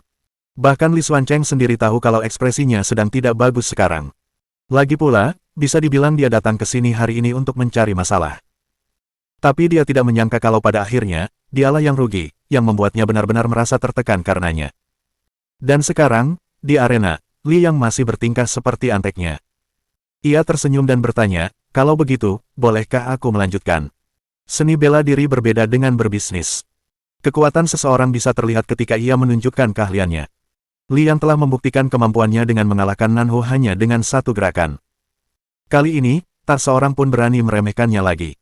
Bangsawan ganda tingkat kuning dan hijau kedua yang muncul disebut Langya. Kali ini, Langya jauh lebih berhati-hati daripada Nanhu. Begitu ia tiba di arena, ia menyapa Li Yang terlebih dahulu dan berkata dengan suara berat, tolong bimbing aku. Kemudian, ia tidak berani mengatakan berapa banyak jurus yang dibutuhkan untuk mengalahkan Li Yang. Pola pikirnya sebenarnya cukup sederhana, yaitu menahan sebanyak mungkin jurus sebelum ia kalah. Lagi pula, Nanhu dikalahkan hanya dalam satu gerakan. Langya memperkirakan bahwa dirinya sendiri mungkin tidak akan jauh lebih baik dari itu. Maka, pertandingan pun dimulai. Sama seperti sebelumnya, Li Yang tetap tenang dan kalem seperti sebelumnya, tanpa banyak bicara. Begitu pertandingan dimulai, Li Yang langsung menyerang, lalu, pertandingan pun berakhir. Langya dikalahkan. Lalu yang ketiga, yang keempat. Hanya dalam waktu kurang dari 10 menit, semua aristokrat ganda level kuning dan hijau dikalahkan oleh Li Yang sendirian. Li Yang bahkan tidak meminta istirahat dan langsung bertanya, kalau begitu, bolehkah aku melanjutkan ke level berikutnya sekarang? Untuk duel pertarungan, hanya akan terlihat menarik jika kedua belah pihak setara. Namun, untuk duel seperti Li Yang yang mengalahkan lawannya, itu sama sekali tidak menarik. Jelas sekali, prinsip Hong Dali adalah jika dia bisa mengalahkan lawannya, dia pasti tidak akan bersikap sopan. Oleh karena itu, setelah 1 jam berlalu, Li Yang terus mengiris lawan-lawannya seperti mengiris sayuran dan mulai melawan para double aristokrat tingkat hijau dan Qian. Baru setelah itu duel-duel tersebut terlihat sedikit lebih menarik, dari mengalahkan lawan-lawannya dengan 1 gerakan menjadi mengalahkan mereka dengan 2 gerakan, lalu dari 2 gerakan menjadi 4 gerakan. Saat ia berhadapan dengan double aristokrat tingkat hijau dan Qian, Li Yang membutuhkan sekitar 8 gerakan sebelum ia bisa mengalahkan lawan-lawannya. Sekarang giliran level biru dan ungu. Di tribun penonton, para bangsawan kehormatan menatap dengan kaget dan berdiskusi dengan suara pelan. Bisakah antek ini menang semudah itu kali ini? Dari level biru dan ungu, perbedaan kekuatan antara mereka dan bangsawan kehormatan level yang lebih rendah sangat besar. Sulit dikatakan, antek ini juga belum menggunakan kekuatan aslinya sebelumnya, kan? Aku penasaran apakah level biru dan ungu bisa memaksanya mengerahkan seluruh kekuatannya sekarang. Kita lihat saja. Pertandingan-pertandingan sebelumnya hanya makanan pembuka. Baru sekarang bisa dianggap sebagai hidangan utama. Lawan berikutnya adalah si Hongya. Dia adalah aristokrat ganda tingkat biru dan ungu pertama yang pernah ditantang Hong Dali. Halo. Begitu si Hongya memasuki arena, ia menyapa terlebih dahulu, lalu berkata dengan suara berat, kau memang sangat kuat, harus kuakui. Namun, dibandingkan dengan orang-orang di depan, aku jauh lebih kuat dari mereka. Aku tidak bisa bilang aku 100% yakin akan menang, tapi aku tetap berharap kau akan menggunakan kekuatanmu yang sebenarnya untuk melawanku, bukan sekadar melawanku dengan santai. Seperti apakah konsep level biru dan ungu? Sederhananya, jika level biru dan ungu benar-benar ingin bertarung mempertaruhkan nyawanya, hampir mustahil bagi siapapun untuk mengalahkannya tanpa menderita cedera. Kecuali mereka setidaknya berada pada level Li Haokong, maka mungkin mereka dapat mengalahkan level biru dan ungu dengan mudah. Yap, oke. Li Yang juga tahu bahwa semakin tinggi level para bangsawan kehormatan, semakin kuat pula mereka. Pada tahap ini, tentu saja ia tidak akan meremehkan siapapun. Karena itu, ia dengan tegas menjawab, kalau begitu, mulai sekarang, aku akan menggunakan. Yap, sekitar 60% dari kekuatanku. 60%. Antek ini tampak sangat tidak berbahaya dan rendah hati, tetapi siapa sangka sampai sekarang, dia sebenarnya belum mau mengerahkan seluruh kekuatannya. Dia terlalu sombong. Para bangsawan kehormatan lainnya semua meledak dan memarahi Li Yang. Apa-apaan, jangan sombong begitu, 60%. Itu level biru dan ungu, kamu bilang cuma akan pakai 60% kekuatanmu untuk melawannya. Kau ini idiot ya. Apa kau benar-benar berpikir kaulah petarung nomor 1 di Bima Sakti Timur, Mo Tianji? Itu level biru dan ungu, apa kau yakin tidak mau mengerahkan seluruh kekuatanmu? Kalau kalah, kau akan sangat mempermalukan dirimu sendiri. Semua orang mulai memarahi Li Yang. Lagi pula, menantang level biru dan ungu dengan hanya 60% kekuatannya terlalu arogan. Hanya karena kata-kata itu, semua orang pasti akan melawannya sampai tumbang. Apakah kamu yakin? Meskipun kata-kata Liang terdengar sangat arogan, hati si Hongya malah tenggelam. Bagaimanapun, ini kan duel bela diri. Kalau antek ini masih bilang gak akan mengerahkan seluruh kekuatannya, pasti sekuat apa dia. Lagi pula, kalau nggak percaya diri, siapa yang berani ngomong kayak gitu? Ya, aku cukup yakin. Liang tersenyum dan berkata, kurasa itu sudah cukup. Oke. Kalau begitu, coba kulihat seberapa kuat 60% kekuatanmu, teriak si Hongya. Ya, hati-hati sekarang. Liang mengangguk, lalu bergerak dengan keras. 60%. Itu artinya. Di tribun penonton, di samping Hong Dali, kakek Wang memeluk Bai Heko kecil dan memandang ke arena, tersenyum, lalu berkata, dia akan menggunakan ilmu bela diri dari kata-kata terakhir Tianji sekarang. Hehe, si kecil ini, dia memilih waktu yang tepat untuk menggunakannya. Kata-kata terakhir Tianji. Benar sekali, mulai sekarang, Liang akan menggunakan teknik bela diri dari kata-kata terakhir Tianji. Li Xuancheng menyipitkan matanya. Meskipun dia tidak mengatakan apa-apa, ekspresinya tampak agak tidak senang.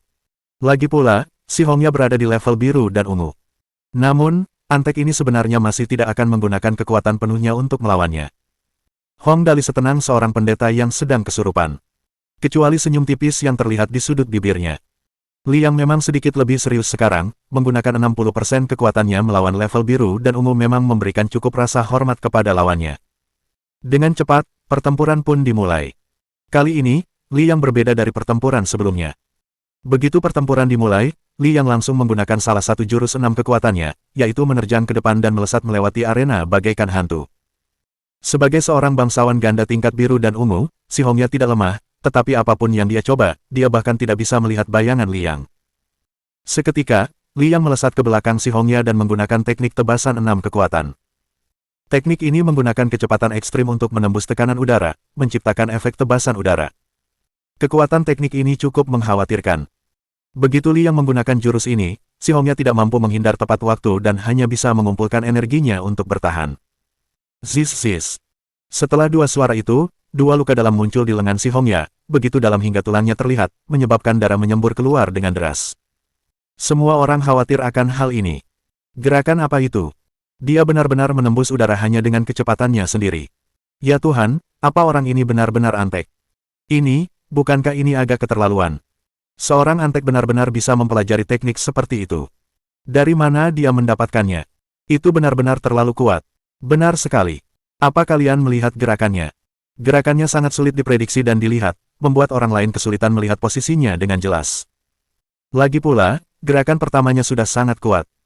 Rangkaian jurus combo dari Liang ini praktis langsung membuat Liang dan si Hongya pingsan, dan si Hongya memang tercengang karenanya.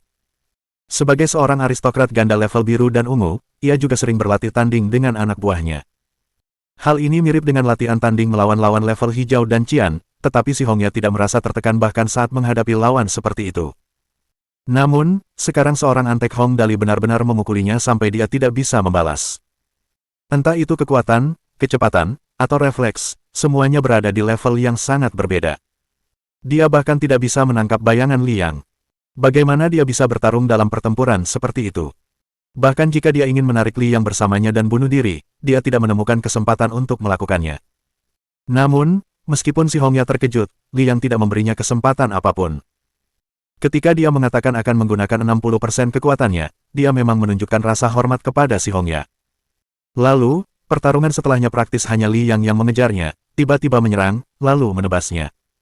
Dari 6 kekuatan, Liang hanya menggunakan 2, tetapi ia sudah menghajar si Hongya hingga si Hongya tak punya kesempatan untuk melawan. Pada akhirnya, Liang maju ke depan si Hongya, mengepalkan kedua tangannya, lalu akhirnya menggunakan jurus ketiga. Menyerang.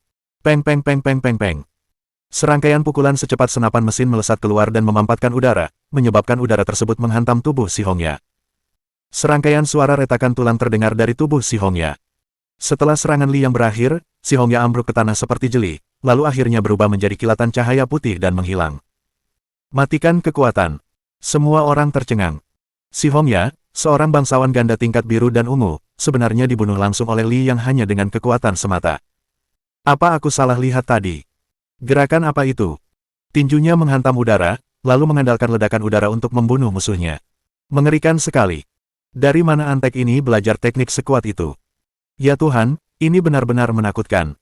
Dia terlalu kuat, aku tidak menemukan satupun kekurangan dalam tekniknya ini. Dia cepat, kuat, dan bahkan bisa menggunakan udara untuk menyerang musuhnya. Bagaimana kita bisa melawan teknik seperti itu, sialan. Jiang Dongliu dan Li Xuancheng juga sangat tercengang. Mereka belum pernah mendengar atau melihat teknik-teknik ini.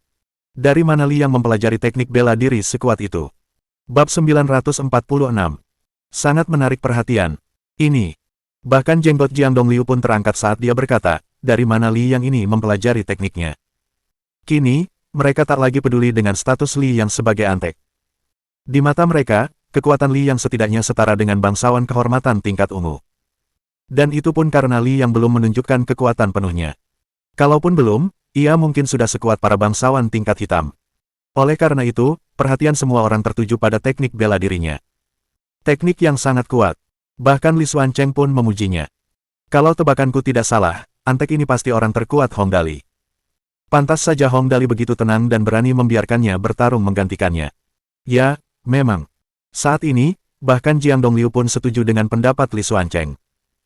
Hong Dali ini benar-benar memberiku kejutan besar hari ini, hahaha. Adapun Li Tianxing yang berada di samping mereka, dia begitu cemburu hingga hampir gila. Apa hak Hong Dali mempekerjakan orang sekuat itu? Tak masalah jika Hong Dali mengalahkannya hanya di sisi bisnis saja. Karena berbisnis bukanlah keahlian Li Tianxing tentu saja tidak akan memanfaatkan kelemahannya untuk membandingkan kekuatan Hong Dali. Tetapi sekarang, bahkan seorang antek acak yang bekerja untuk Hong Dali dapat dengan mudah mengalahkan seorang bangsawan ganda tingkat biru dan ungu. Apakah ada logika di balik semua ini? Apakah ada hukumnya?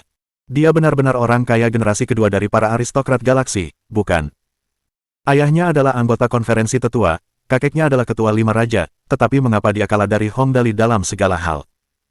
Hong Dali, kau curang, teriak Li Tianxing ke arah Hong Dali, kau mengirim orang terkuatmu ke sini, tapi siapa yang tahu dari mana orang ini berasal? Ini tidak adil. Aku memintamu untuk mengubahnya. Ubah dia. Li Tianxing sebenarnya ingin Hong Dali mengganti petarungnya. Di saat seperti ini, banyak bangsawan kehormatan yang duduk di sana pun tak bisa tenang. Lagi pula, selama masih dalam batas aturan, selama Hong Dali bisa mengirim seseorang untuk bertarung demi dirinya, kemenangannya akan dihitung jika orang itu menang. Tapi orang sekuat antek ini bukanlah orang yang bisa muncul begitu saja, kan? Orang seperti ini hanya satu dari beberapa ratus juta, kan? Antek ini setidaknya sama kuatnya dengan bangsawan kehormatan tingkat ungu. Tidak peduli seberapa ajaibnya Hong Dali, seharusnya tidak mungkin baginya untuk mengirimkan orang yang begitu kuat dengan mudah, bukan? Tetapi karena Li Tianxing telah meminta ini, para bangsawan kehormatan lainnya penasaran tentang bagaimana Hong Dali akan menjawab. Hehe, namamu Liang, kan? Li Xuancheng menatap Liang, tersenyum, dan bertanya, yap, kau memang sangat kuat. Aku yakin semua orang bisa melihatnya. Kalau begitu, karena kekuatanmu, aku sendiri yang akan memutuskan dan langsung mempromosikanmu menjadi bangsawan kehormatan tingkat hitam. Bagaimana?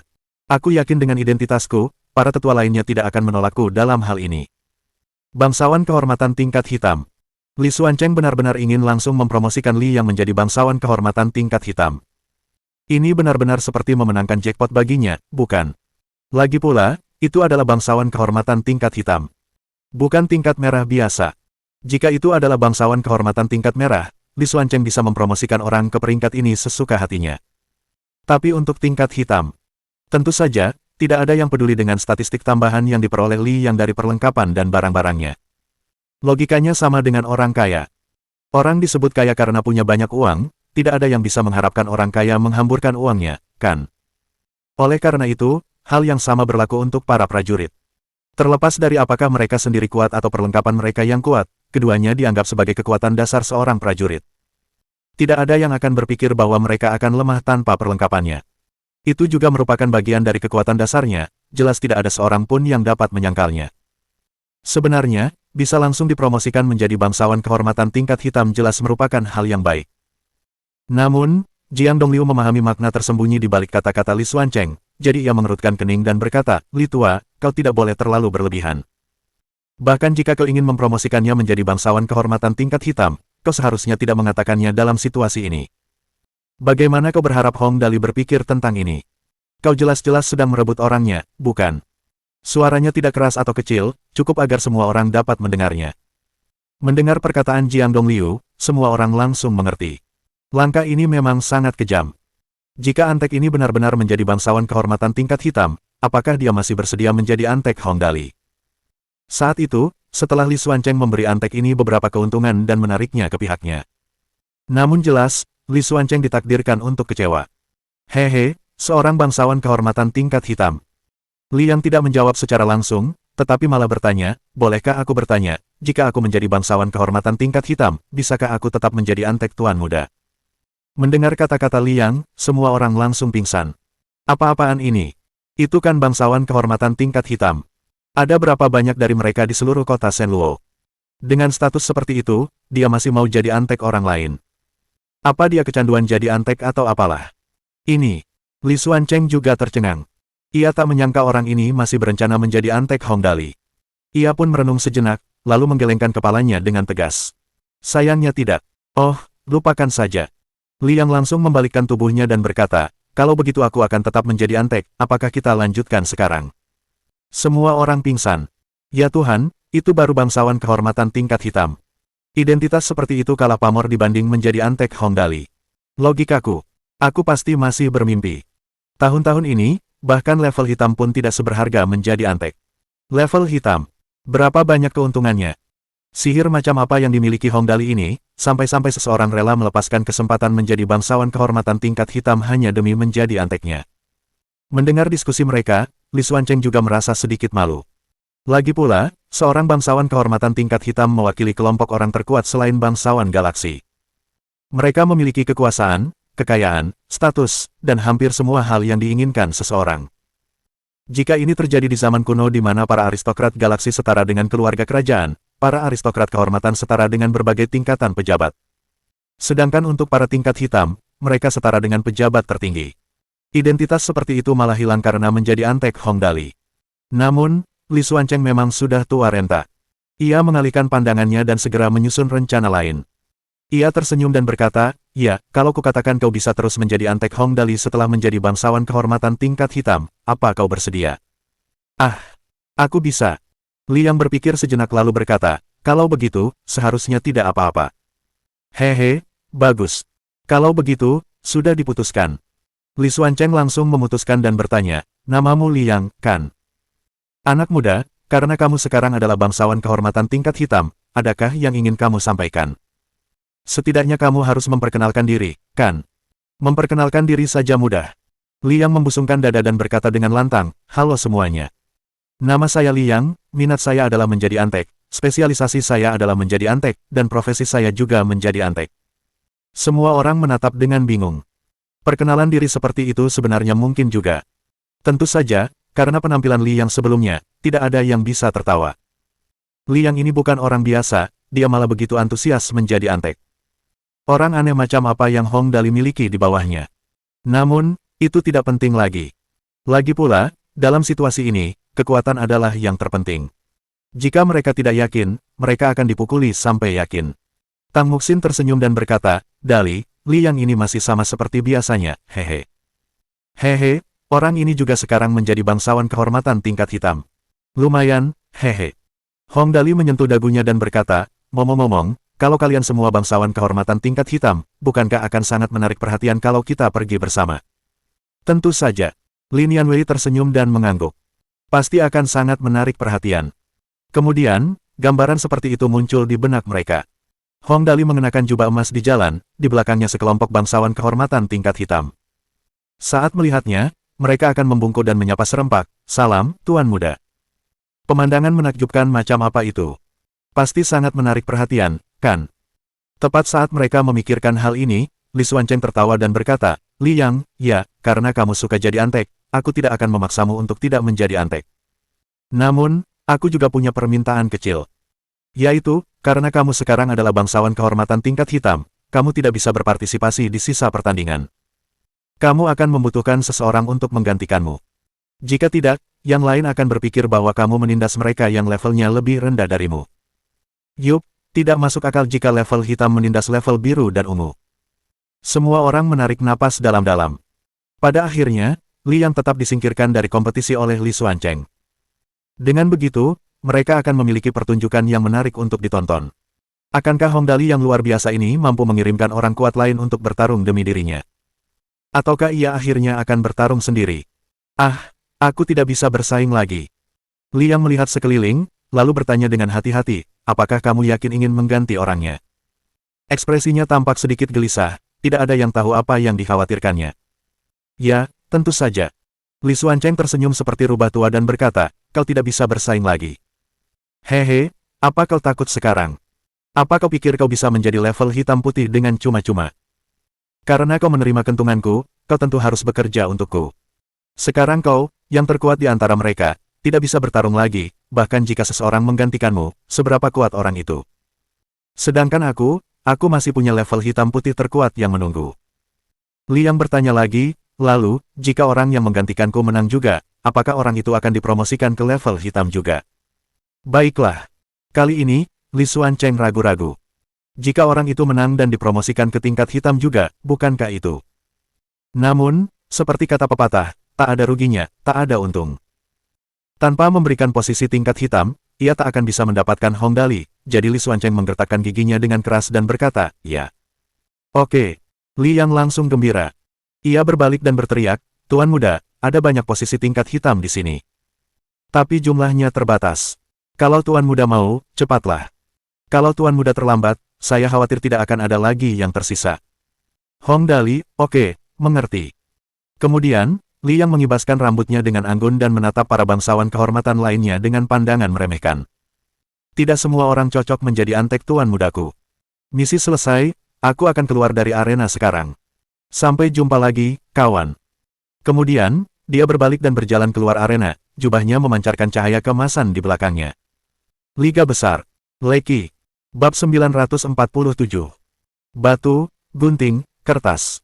Tidak semua orang memenuhi syarat untuk menjadi antek Tuan Mudaku. Setelah kata-kata Li yang begitu keren dan memukau, seluruh tempat menjadi sunyi. Orang macam apa Hong Dali ini? Hanya antek sembarangannya, apa dia bisa begitu mendominasi? Seharusnya dia tidak menindas mereka seperti itu, kan? Orang ini, apa dia benar-benar antek? Dia terlalu kuat, benar-benar terlalu kuat. Cuma antek Hong Dali biasa, dan dia jadi level hitam. Dia pasti yang terkuat di antara mereka, pasti. Sekarang Li yang ini sudah kalah, pertandingan lainnya mungkin tidak akan semudah itu bagi tim Hong Dali, kan? Sulit dikatakan. Apa kalian tidak mendengarnya bilang masih banyak slot level hitam yang tersisa dan meminta Hong Dali untuk segera mengambilnya? Itu artinya masih ada orang-orang kuat di pihak mereka, kan? Terlalu menakutkan, ya. Tidak lagi, pasti tidak lagi. Kalau masih ada yang seperti dia, bagaimana kita bisa hidup? Saat para bangsawan kehormatan lainnya berdiskusi, jantung Li Xuancheng berdebar kencang setelah mendengar ini. Dari apa yang dikatakan Li Yang, sepertinya dia bukan yang paling kuat. Mungkinkah ada seseorang yang bahkan lebih kuat darinya? Seharusnya tidak berlebihan, kan? Lagi pula, para tingkat hitam bukanlah kubis. Dia segera menyadari bahwa dia salah, sangat salah. Karena banyak suara tiba-tiba terdengar dari sisi Hong Dali. Tuan Muda, biarkan aku pergi selanjutnya. Biarkan aku rasa itu tidak akan menjadi masalah bagiku. Kurasa lebih baik aku pergi. Dengan identitasku sebagai bangsawan kehormatan tingkat hitam, akan lebih tepat bagiku menjadi antek Tuan Muda, kan? Biarkan aku pergi selanjutnya. Apa yang mereka lakukan? Berebut antri untuk mendapatkan barang obral. Saat itu, suara malas Hong Dali terdengar, yap, kenapa kalian tidak main batu, gunting, dan kertas saja? Siapapun yang menang akan maju selanjutnya. Oke, teriak semua orang serempak. Oleh karena itu, sementara para bangsawan kehormatan lainnya menatap dengan bingung, orang-orang yang datang bersama Hong Dali berteriak keras, batu, gunting, kertas. Batu, gunting, kertas. Batu, gunting, kertas. Ya, di antara mereka yang berteriak-teriak itu, ada pria dan wanita. Yang paling menjengkelkan adalah ada suara pria tua dan suara anak-anak di dalam. Mereka bertanya-tanya seperti apa situasi di sana. Tentu saja, menentukan pemenang dalam permainan batu, gunting, dan kertas jauh lebih cepat daripada bertarung di arena. Dengan sangat cepat, seorang wanita berpakaian hitam melompat keluar dan memasuki arena. Ia datang ke tengah arena, meregangkan pinggangnya, lalu berkata, akulah yang lebih beruntung, hehe. Antek Tuan Muda, Christina. Salam untuk semuanya. Siapakah penantang berikutnya? Christina sudah sangat cantik, bentuk tubuhnya sangat seksi, dan rambutnya yang panjang bergelombang berwarna keemasan. Ditambah dengan setelan kulit hitamnya yang ketat, ia tampak seperti ratu kegelapan. Terlebih lagi, ia adalah tipe yang sangat cocok untuk S dan M. Tentu saja, seringkali, penampilan bukanlah faktor penting dalam menentukan kekuatan seseorang. Oleh karena itu, penonton tetap cukup terkejut melihat wanita seperti itu memasuki arena. Namun, sejak ia memasuki arena, kekuatannya tentu saja tidak lemah. Oleh karena itu, ekspresi level biru dan ungu yang turun sangat serius saat ia berkata, "Kau mewakili Hongdali untuk pertandingan ini." "Ya, benar." Christina tersenyum dan mengangguk. "Ngomong-ngomong, aku sudah lama tidak bertarung. Tolong bimbing aku." Sejak menjadi murid kakek Wang, wajar saja jika ia akhir-akhir ini berlatih keras dan juga telah mempelajari sebagian besar 6 kekuatan. Secara keseluruhan, ia kini cukup kuat. Hongdali saat ini sangat kaya, jadi dia menyiapkan satu set batu permata berkualitas tinggi untuk setiap anteknya dalam penilaian kemajuan kali ini. Meskipun tidak semua batu permata memberi mereka atribut ganda sebesar 13 poin statistik, setidaknya mereka akan memiliki atribut ganda sebesar 10 atau 11 poin statistik.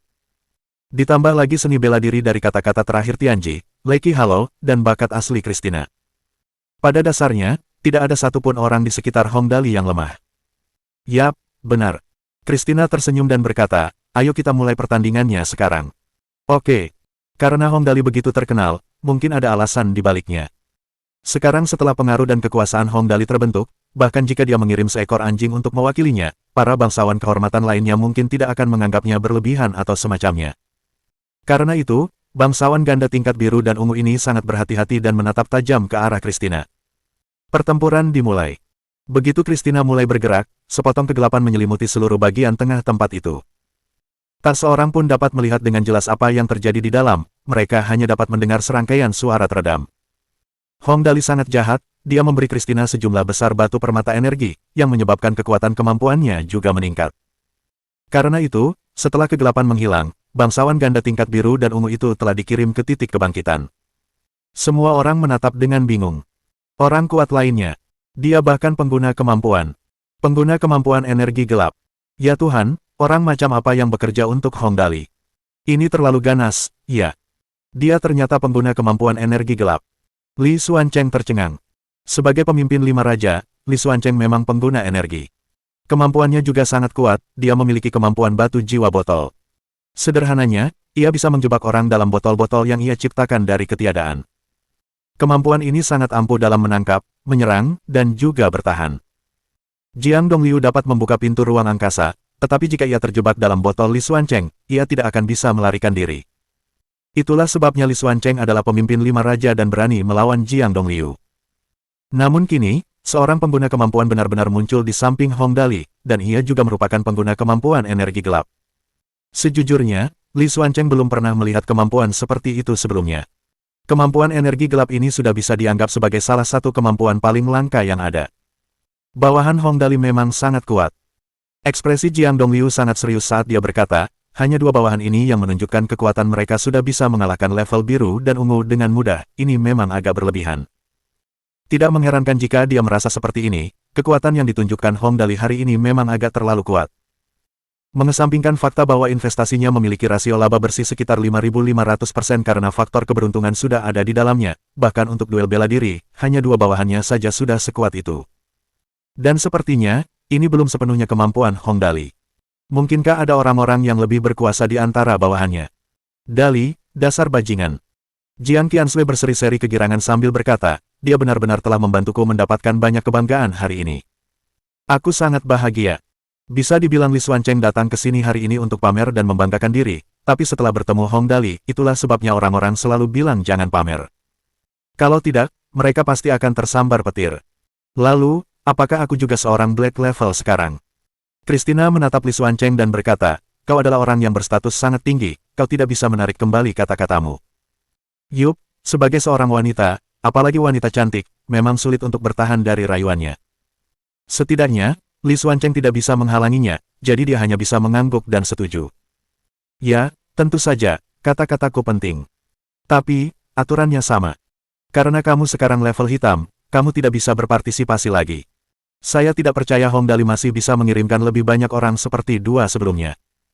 Oleh karena itu, setelah Christina bersorak dan kembali, pihak Hongdali mulai bermain batu, gunting, dan kertas lagi untuk memutuskan siapa yang harus pergi selanjutnya. Batu, gunting, kertas. Batu, gunting, kertas. Batu, gunting, kertas.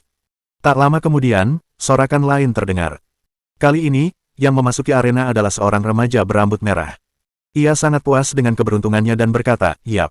Lalu, siapa selanjutnya? Setan darah. Dia jelas orang yang hanya melakukan apa yang dia mau dan tidak menyia-nyiakan kata-kata. Sebagai orang biasa yang tidak memiliki kemampuan khusus apapun tetapi bisa menjadi salah satu dari 4 raja di bumi, kekuatannya tidak diragukan lagi sangat kuat. Aku akan melawanmu. Setelah berteriak keras, bayangan seperti kelelawar melompat ke arena. Begitu ia berdiri tegak, ia langsung menyapa. "Aku Lei Ganghao, aku akan merasakan kekuatanmu." "Baiklah," jawab Blood Demon dan langsung bersiap untuk bertarung. Seperti yang telah disebutkan, ia bukan orang yang suka membuang-buang kata. Dalam keyakinan hidupnya, ia percaya untuk membunuh musuh terlebih dahulu sebelum membicarakan hal lain. Saat pertama kali bertemu Hong Dali, ia bahkan tanpa berkata sepatah kata pun dan langsung memutar leher Hong Dali hingga patah. Tentu saja, Hong Dali tidak takut akan hal ini, sehingga Blood Demon menjadi antek Hong Dali. Namun, bukan berarti yang lain tidak takut dipatahkan lehernya juga, terutama karena Blood Demon adalah tipe yang percaya bahwa hanya mayat yang paling aman. Sebagai pembunuh setingkat 4 raja, sifat utama yang membuatnya bertahan hingga saat ini adalah keyakinannya bahwa orang mati adalah yang paling aman. Oleh karena itu, begitu pertempuran dimulai, ia langsung mengerahkan seluruh kekuatannya. Ia langsung menarik napas dalam-dalam dan mengetuk tanah dengan ujung jari kakinya pelan-pelan, lalu begitu saja, ia melayang dan berdiri di udara. Kata-kata terakhir Tianji, melangkah di udara. Ini. Melihat ini, semua orang tercengang. Orang ini benar-benar bisa menginjak udara. Bagaimana mungkin? Li Xuancheng menatap dengan bingung dan berkata, dia benar-benar bisa berdiri di udara. Semua orang tercengang. Bahkan sang penantang, Lei Ganghao, pun tercengang. Ia belum pernah melihat teknik bela diri yang bisa membuat seseorang berdiri di udara. Krus. Blood Demon bergumam pelan, tetapi gerakannya tidak selembut biasanya. Dalam sekejap mata, dia sudah menggunakan krus, menebaskannya ke arah Lei Ganghao.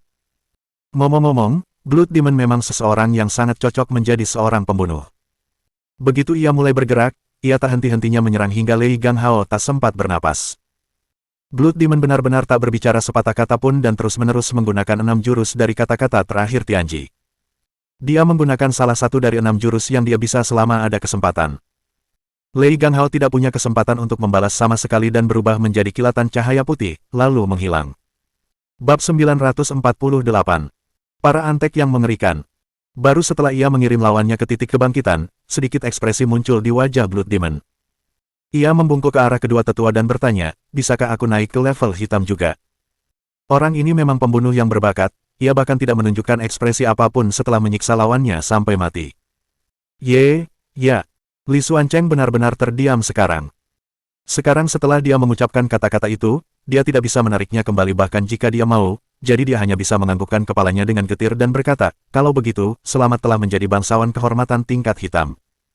Tak heran ia begitu tertekan. Para aristokrat kehormatan tingkat hitam membutuhkan banyak sumber daya dari para aristokrat galaksi untuk melatih mereka. Meskipun ia tidak perlu menyediakan sumber daya ini sendiri, ini tetap sama saja dengan memberikannya langsung kepada Hong Dali. Bukankah itu berarti ia membantu melatih bakat lawannya? Namun, dengan identitas dan statusnya, mustahil baginya untuk menarik kembali kata-katanya. Karena itu, ia tak punya pilihan selain menyetujuinya. Maka lahirlah seorang bangsawan kehormatan tingkat hitam lainnya. Semua orang di tribun penonton langsung pingsan. Dalam waktu sesingkat itu, Hong Dali sudah memiliki 3 bangsawan kehormatan tingkat hitam sebagai anteknya. Jika mereka dihitung di Harman, jumlahnya akan menjadi 4 tingkat hitam. Aku tak sanggup lagi menahan ini. 4 level hitam, 4 antek level hitam, dunia ini terlalu gila. Bagaimana keberuntungan Hong Dali ini bisa sebaik ini, mengapa orang-orang di sekitarnya begitu kuat? Menurut data kami, bukankah dia orang desa yang baru saja datang dari planet seperti desa? Bagaimana dia bisa menjadi begitu kuat? Berapa banyak orang kuat yang sebenarnya dia miliki? Mungkinkah ada lebih banyak lagi? Yup, dengan sangat cepat, mereka tahu apakah ada lebih banyak atau tidak. Kali ini, yang memasuki arena adalah seorang anak kecil yang tampaknya baru berusia sekitar 6 atau 7 tahun. Semua orang melihat anak ini yang tingginya hanya 1,2 atau 1,3 meter dan benar-benar pingsan.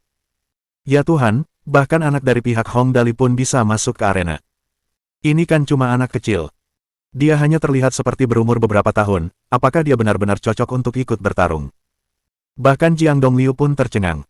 Ia menatap anak itu dengan mata terbelalak dan bertanya dengan hati-hati, "Nak, ini bukan taman bermain. Ini kompetisi, berkelahi pasti akan sangat menyakitkan. Justru di saat seperti itu, yang lain harusnya tertawa ramah, lalu menunjukkan kepedulian dan perhatiannya kepada anak itu, lalu berusaha membujuknya supaya mau kembali dan berubah menjadi orang dewasa untuk ikut berkelahi.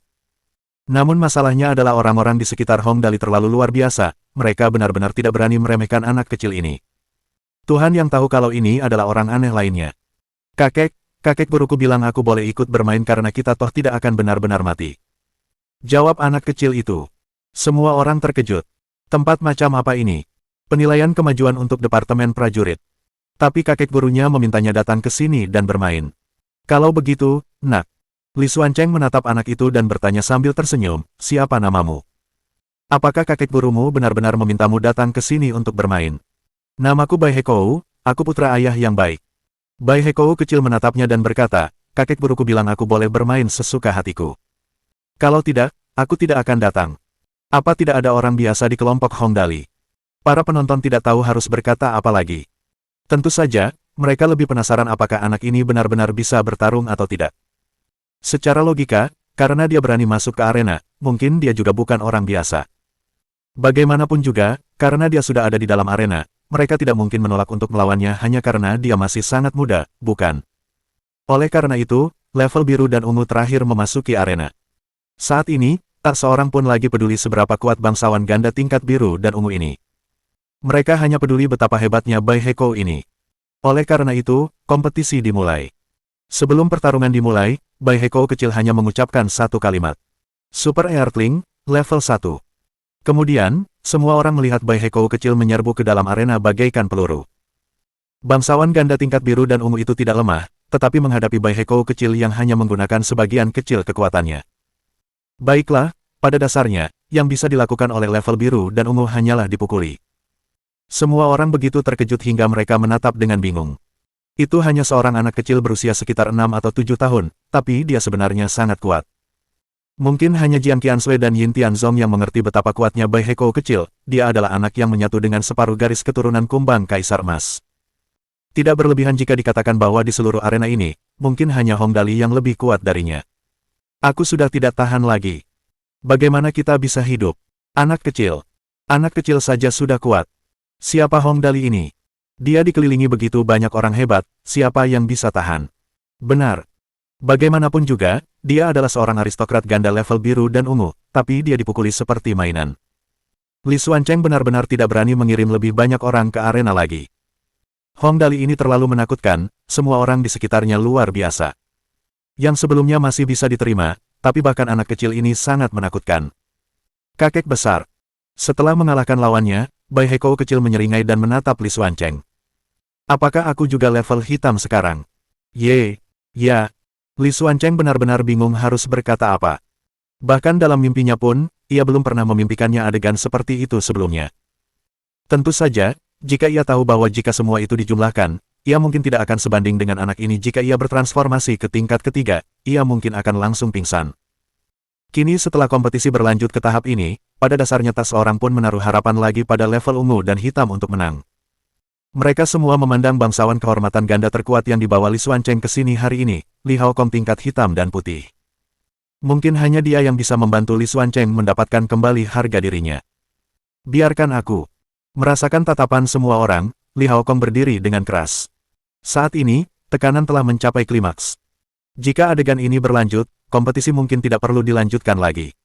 Jika itu benar-benar terjadi, bahkan jika dia menang, dia paling-paling hanya akan dianggap sebagai pemeran pendukung bagi Hong Dali. Bahkan Li Haokong tidak dapat menerima perbedaan identitas seperti itu. Oke. Melihat Li Haokong berdiri, Li Xuancheng berkata dengan keras, kalau begitu, selanjutnya adalah pertandingan langsung antara bangsawan ganda tingkat hitam dan putih Li Haokong dan Hong Dali. Li Haokong akhirnya memasuki arena. Seluruh tempat hening. Bagaimanapun, Li Haokong bisa dibilang merupakan sosok legendaris di seluruh galaksi. Ia seorang jenius super. Bahkan Li Tianxing, yang diakui sebagai petarung nomor 1 di antara generasi muda bangsawan galaksi, tak mampu bertahan beberapa langkah melawan Li Haokong.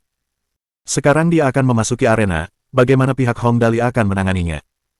Semua orang menatap ke arah Hong Dali, akankah anak ajaib ini memasuki arena sendiri kali ini? Dengan sangat cepat, mereka kecewa. Kali ini, Hong Dali masih tidak akan melawan dirinya sendiri. Yang mewakilinya adalah seorang pemuda dengan tinggi sekitar 1,9 meter. Ia memang kurus, tetapi otot-ototnya sangat kekar, menunjukkan dengan jelas bahwa tubuhnya memiliki daya ledak yang sangat kuat. Orang seperti itu mungkin tidak lebih lemah dari beberapa orang sebelumnya. Namun, lawannya kali ini adalah salah satu dari 5 jenius teratas di seluruh Bima Sakti. Apakah dia benar-benar mampu menandingi Li Haokong? Hong Dali tidak berani turun tangan dan bertarung sendiri. Tidak masalah jika Hong Dali mengirim orang lain untuk mewakilinya melawan bangsawan kehormatan lainnya. Namun, karena Li Haokong sudah memasuki arena, Hong Dali tetap menolak untuk melawannya secara langsung. Ini merendahkannya. Hal ini membuat Li Haokong yang selalu merasa dirinya tinggi hati tidak tahan lagi dan berteriak dengan marah, orang-orang yang tidak ada hubungannya, mundurlah. Yang kutantang adalah Hong Dali, bukan anteknya. Hanya Li Haokong yang berani mengatakan ini sekarang karena dia memang memenuhi syarat untuk mengatakannya. Masalahnya, hanya dia yang berpikir begitu, pemuda jangkung kurus itu tidak. Maafkan aku. Aku antek tuan muda, Levis. Senang bertemu denganmu. Aku merasa dengan kekuatanmu, tuan muda tidak perlu melawanmu sendiri. Li Haokong tidak cukup kuat untuk dilawan Hong Dali. Mendengar ini, semua orang tercengang. Itu Li Haokong, salah satu dari 5 aristokrat ganda tingkat hitam dan putih di seluruh Bima Sakti. Tapi bahkan orang seperti itu pun tidak cukup bagi Hong Dali untuk bertarung langsung dengannya. Apakah Hong Dali tahu betapa kuatnya Li Haokong sebenarnya? Terlalu sombong. Li Haokong sangat marah hingga tertawa dan berkata, baiklah, karena kalian semua begitu sombong, aku akan menunjukkan kepada kalian hari ini apa kekuatan sejati itu. Aku mau itu. Levis mengangguk dengan nada hambar. Li Haokong memang cukup kuat, itulah sebabnya Hong Dali mengirim Levis untuk menghadapinya. Lagi pula, antek-anteknya yang lain mungkin bukan tandingan orang ini. Aku pasti akan mengalahkanmu dalam 3 gerakan. Setelah berkata begitu, kegelapan menyelimuti seluruh tubuhnya. Mereka yang berada di tempat itu langsung berteriak, energi gelap, itu energi gelap. Li Haokong ternyata bisa menggunakan energi gelap sekarang. Ya Tuhan, energi gelapnya setidaknya sudah mencapai level 3, kan? Benar sekali, dia memang super jenius. Dia bahkan mencapai energi gelap level 3, mengesankan. Rahasia energi gelap dibagi menjadi 4 tingkat. Level pertama, kumpulkan energi.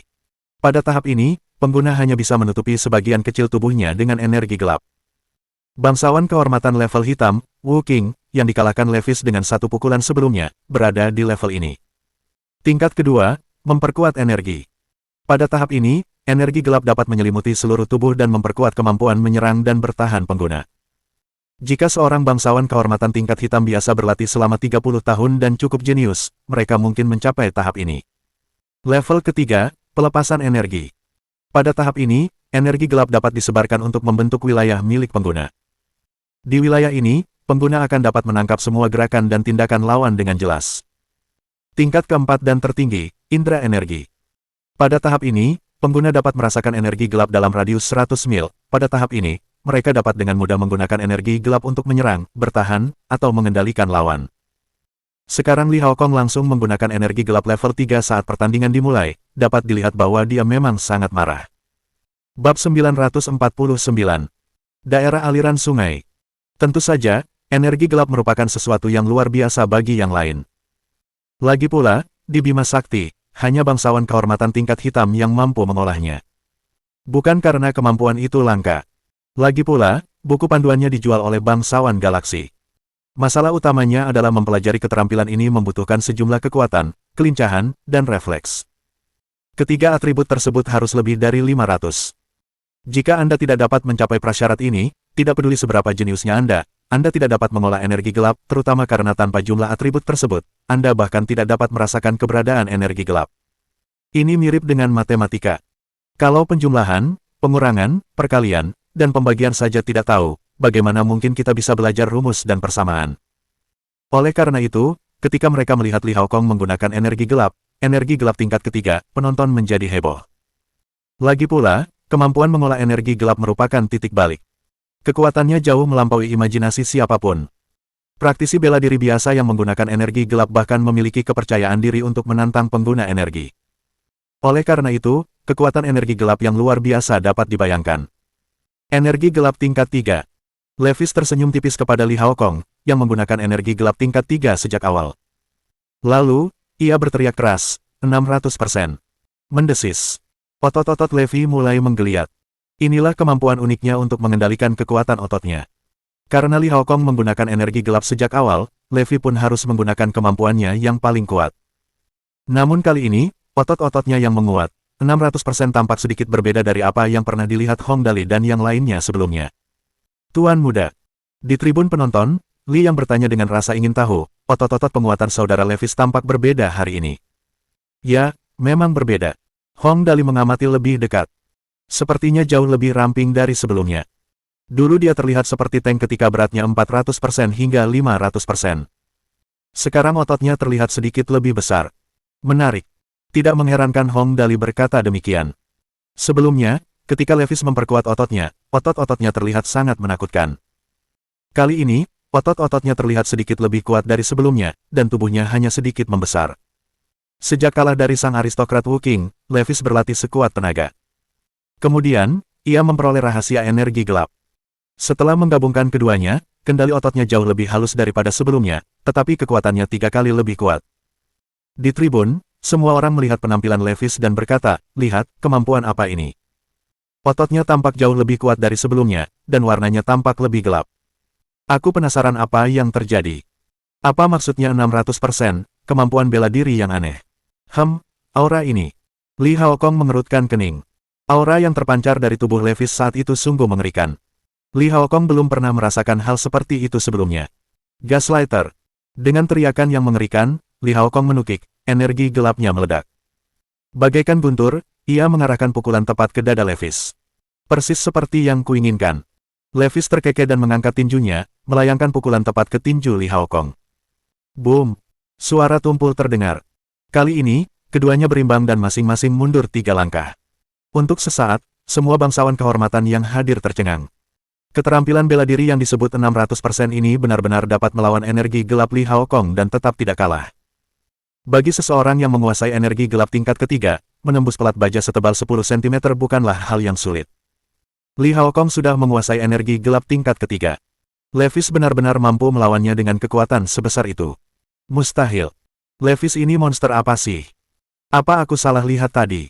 Tidak, aku sudah tidak tahan lagi. Dia bahkan tidak menggunakan energi gelap, tapi dia masih bisa melawan Li Haokong. Semua orang terkejut, tetapi Levis diam-diam mengerutkan kening. Sepertinya Li Haokong tidak menggunakan kekuatan penuhnya, sama sepertiku. Kalau tidak, jika hanya ini yang dia miliki, dia tidak akan menjadi salah satu dari hanya 5 bangsawan ganda tingkat hitam dan putih di Bima Sakti. Li Haokong menatap Levis, sorot matanya tak dapat dimengerti. Dia benar-benar tidak menggunakan kekuatan penuhnya. Lagi pula, bagaimana mungkin seseorang yang begitu dihargai oleh Li Xuancheng hanya memiliki sedikit kemampuan ini? Tapi Li Haokong benar-benar tidak menyangka ini. Tanpa menggunakan energi gelap apapun, Levis ternyata bisa menandinginya. Bagaimana mungkin? Sepertinya aku meremehkanmu. Li Haokong menarik napas dalam-dalam. Hati-hati, aku akan lebih serius kali ini. Sambil berbicara, Li Haokong kembali menerjang.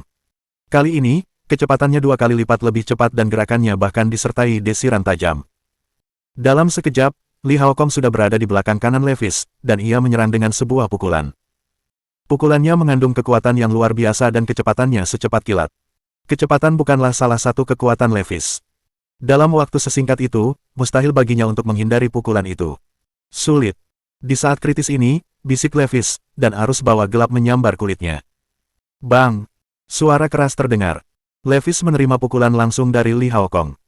Sebenarnya, siapapun yang terkena pukulan sekuat itu yang diresapi energi gelap setidaknya akan mengalami beberapa patah tulang dan organ dalam yang pecah, jika saja mereka tidak langsung terbunuh. Namun, tanpa diduga, Levis hanya mengerutkan kening, mengulurkan tangan, menggosok tempat ia dipukul, dan mengangguk. Sungguh kuat. Tulangku mungkin sedikit retak. Lumayan. Mengejutkan. Setelah menerima pukulan Li Haokong, tulangnya hanya retak ringan. Mustahil, kan? Pukulan itu bisa membuat lubang besar bahkan di pesawat luar angkasa, tapi dia hanya terluka ringan. Li Haokong benar-benar tercengang kali ini. Ekspresinya terkejut. Li Haokong tahu betul betapa kuatnya pukulannya. Tak berlebihan jika dikatakan bahwa dalam pertarungan sebelumnya melawan Li Tianxing, ia berhasil menghancurkan dada Li Tianxing di dunia virtual dengan pukulan ini. Namun, pemuda bernama Levis ini hanya terluka ringan. Dia benar-benar gila, menerima pukulan telak dari Li Haokong. Lagi pula, dia hanya terluka ringan. Di tribun penonton, para penonton bergumam, mata mereka terbelalak dan takjub. Keren. Semua orang di pihak Hong Dali menyeringai dan mengacungkan jempol pada Levis. Kali ini, Li Haokong menanggapi lawannya dengan serius. Levis mungkin sedikit terluka akibat serangan itu, tetapi kekuatan tetaplah kekuatan. Siapa yang berani menerima pukulan seperti itu tanpa tahu bahwa mereka punya kemampuan yang cukup? Seni bela diri memang seperti itu. Kebanyakan orang menganggap kemampuan mengubah kekalahan menjadi kemenangan, perubahan takdir yang tampaknya tak disengaja, sebagai keberuntungan. Para praktisi tahu bahwa, sebenarnya, banyak kerja keras, keringat, dan pemahaman bela diri yang mendalam dicurahkan untuk mencapainya. Tanpa kemampuan yang nyata, tak seorang pun berani bermain seperti itu. Rasanya seperti mempertaruhkan nyawa sebagai bahan lelucon. Sekarang setelah berhadapan langsung dengan lawannya, Li Haokong tidak berniat untuk ceroboh.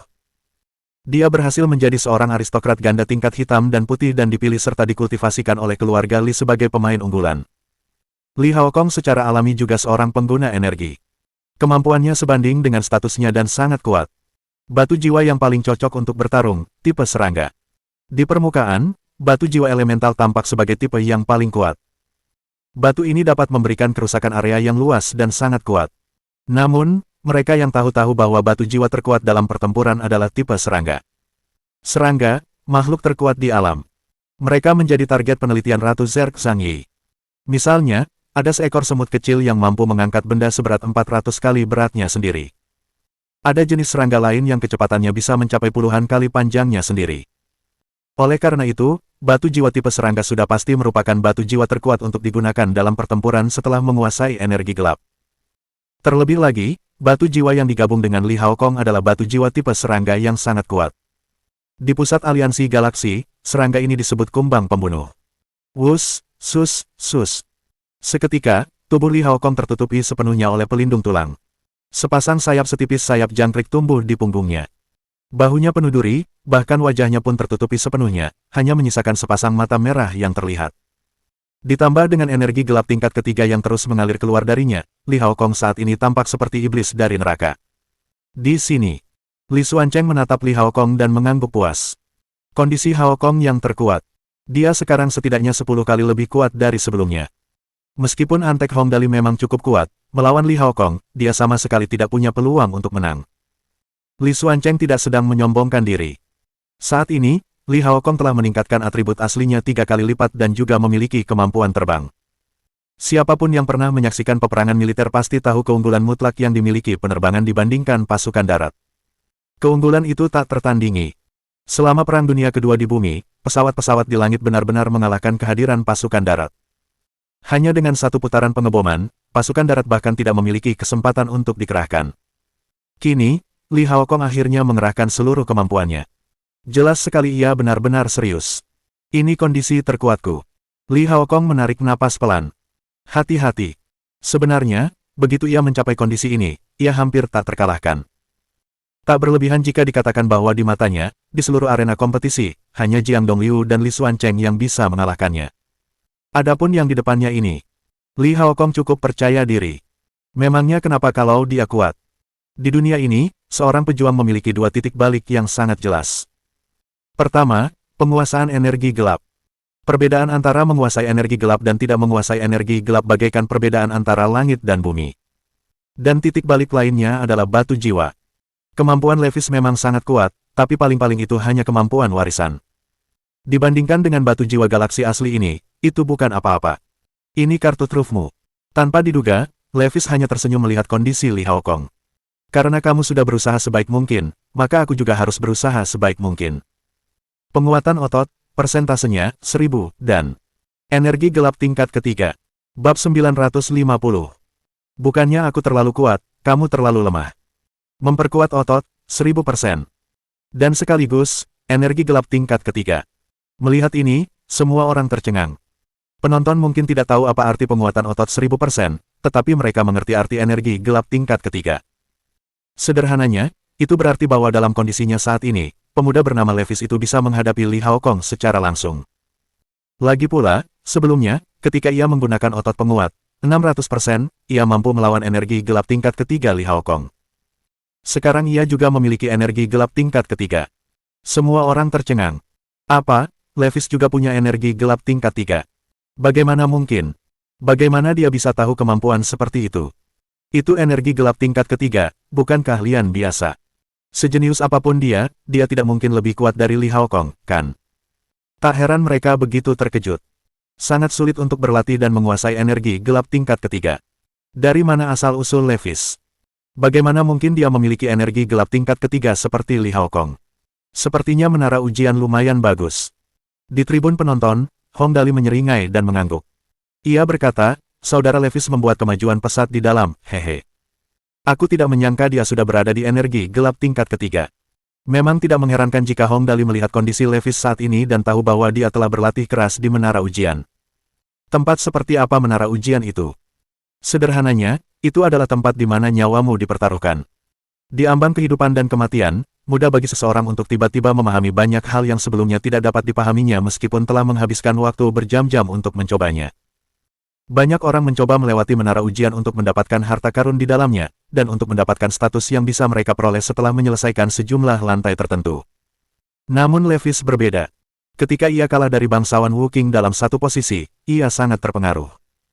Mulai sekarang, aku tidak akan kalah lagi. Itu jelas bukan sekadar kata-kata, ia benar-benar mati-matian berusaha sekuat tenaga. Berapa kali Levis mati di menara ujian selama waktu ini? Ia bahkan tidak bisa mengingat dirinya sendiri. 1000 kali. 2000 kali. Melangkah maju selangkah demi selangkah, mengumpulkan pengalaman bertempur sedikit demi sedikit. Sementara yang lain berlatih, ia menghadapi kematian di menara ujian.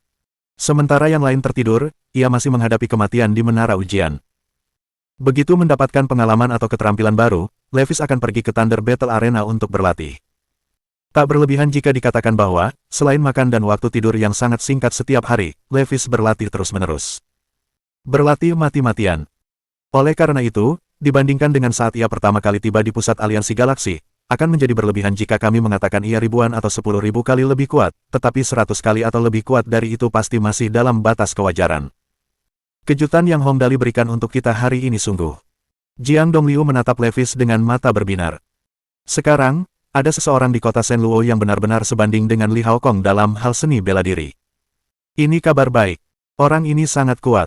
Bahkan Li Xuancheng pun harus mengakui. Dibandingkan dengan Haokong, dia memang tidak kalah jauh. Anda baru akan tahu apakah dia kalah atau tidak saat pertarungan dimulai. Li Haokong tak lagi terlihat angkuh dan arogan. Dengan ekspresi serius, ia menatap Levis, yang otot-ototnya menghitam dan tubuhnya berotot bak mesin tempur. Ia berkata dengan muram, harus kuakui, kau telah memenangkan rasa hormatku. Kumohon. Oke. Levis menatap Li Haokong yang berada di udara, lalu dia melompat ringan dan menginjak udara kosong. 6 kekuatan, melangkah di udara. Bahkan iblis darah pun menguasai langkah Wukong. Sebagai pemimpin 4 raja, ia tentu saja menguasainya juga. Akibatnya, medan pertempuran kedua pria itu berpindah dari darat ke langit. Pertarungan sesungguhnya pun dimulai. Keduanya berada dalam kondisi terkuat mereka dan memiliki energi gelap tingkat ketiga. Kali ini, pertempurannya sangat epik dan gelombang suara menggelegar terdengar dari langit. Dengan kendali otot 1000%, Levis luar biasa kuat. Setelah bertransformasi dengan batu jiwa kumbang pembunuh, Li Haokong juga praktis tak terkalahkan. Dalam pertandingan ini, setiap pukulan dan tendangan menciptakan tekanan angin yang dahsyat. Suara dentuman itu tak henti-hentinya, dan gelombang kejut yang terlihat oleh mata telanjang tersebar di mana-mana, seolah-olah terjadi ledakan dahsyat di udara. Semua orang terpesona. Sejujurnya, tidak akan terlalu mengada-ada jika Hong Dali memiliki bawahan yang mampu mengalahkan bangsawan kehormatan ganda tingkat biru dan ungu, atau bahkan ungu dan hitam. Namun, seseorang yang setara dengan Li Haokong. Apa kau bercanda, saudaraku? Bagaimana kita bisa melanjutkan dari sini? Setelah pertarungan sengit antara Levis dan Li Haokong, tibalah saatnya untuk pertarungan berikutnya. Dengan pengalaman bertarung sesungguhnya yang telah ia kumpulkan di ambang hidup dan mati, Levis sepenuhnya mengeluarkan kekuatan 6 jurus dari kata-kata terakhir Tianji. Levis bagaikan hantu di udara dan Li Haokong tak mau kalah. Batu jiwa tipe serangga awalnya merupakan yang terbaik untuk bertarung, dan ia juga lincah dan cepat di udara. Namun, masalahnya adalah kata-kata terakhir Tianji, karya Mo Tianji, pendekar nomor 1 galaksi timur, merupakan seni bela diri yang sangat maju.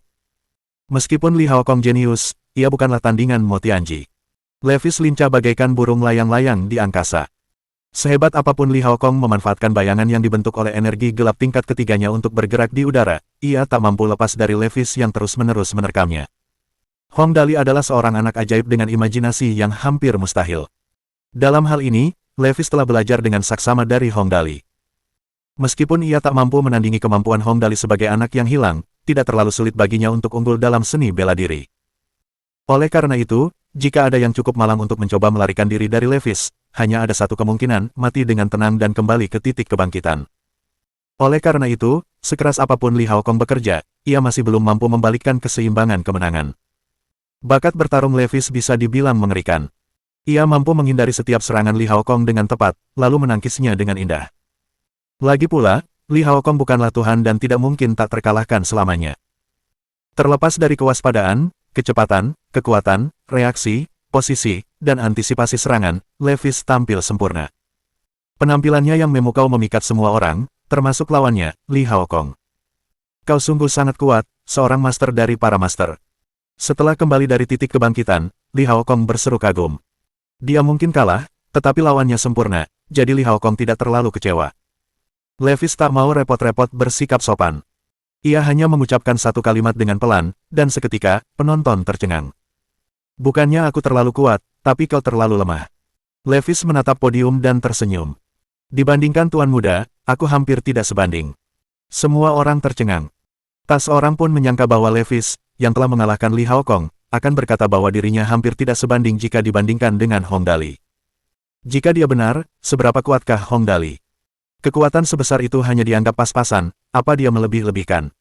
Ya, dia bahkan menang melawan Li Haokong, dan hanya itu yang bisa dia nilai sendiri. Apa dia bercanda? Memang, sekarang setelah dia mengalahkan Li Haokong, dia bisa mengatakan apapun yang dia mau. Banyak orang berbisik-bisik. Tak lama kemudian, di podium, Jiang Dongliu tampaknya menyadari sesuatu yang aneh dalam pernyataan Levis. Di permukaan, Levis mengalahkan Li Haokong, yang membuatnya sangat kuat. Namun, jika ia melihat lebih dalam, Levis, Jiang Dongliu tiba-tiba merasa cemas. Dari mana kamu mendapatkan rahasia energi gelapmu? Rahasia energi gelap. Perlu dipahami bahwa rahasia energi gelap adalah keterampilan yang hanya dipraktikkan oleh bangsawan kehormatan tingkat hitam. Setiap bangsawan kehormatan tingkat hitam hanya akan memiliki satu buku, dan mereka tidak diizinkan untuk membagikannya kepada siapapun. Dari mana asal rahasia energi gelap karya Levis? Tuan muda memberikannya kepadaku. Ini pertanyaan serius, dan Levis tak bisa berbohong. Ia langsung menjawab, dia mendapatkannya dari menara ujian. Menara ujian. Level 25. Jiang Dongliu mengelus dagunya. Sudah berapa lama kamu berlatih? Lebih dari 4 bulan, kata Levis dengan hormat. Lebih dari 4 bulan, lebih dari 4 bulan. Jiang Dongliu mengelus jenggot di dagunya dan tiba-tiba menatap Li Xuancheng, lalu mereka berdua berteriak serempak. Pada saat itu, menara ujian baru saja dibuka, kan? Teriakan itu langsung membuat semua orang tercengang. Dia mendapatkan rahasia energi gelap dari menara ujian lebih dari 4 bulan yang lalu.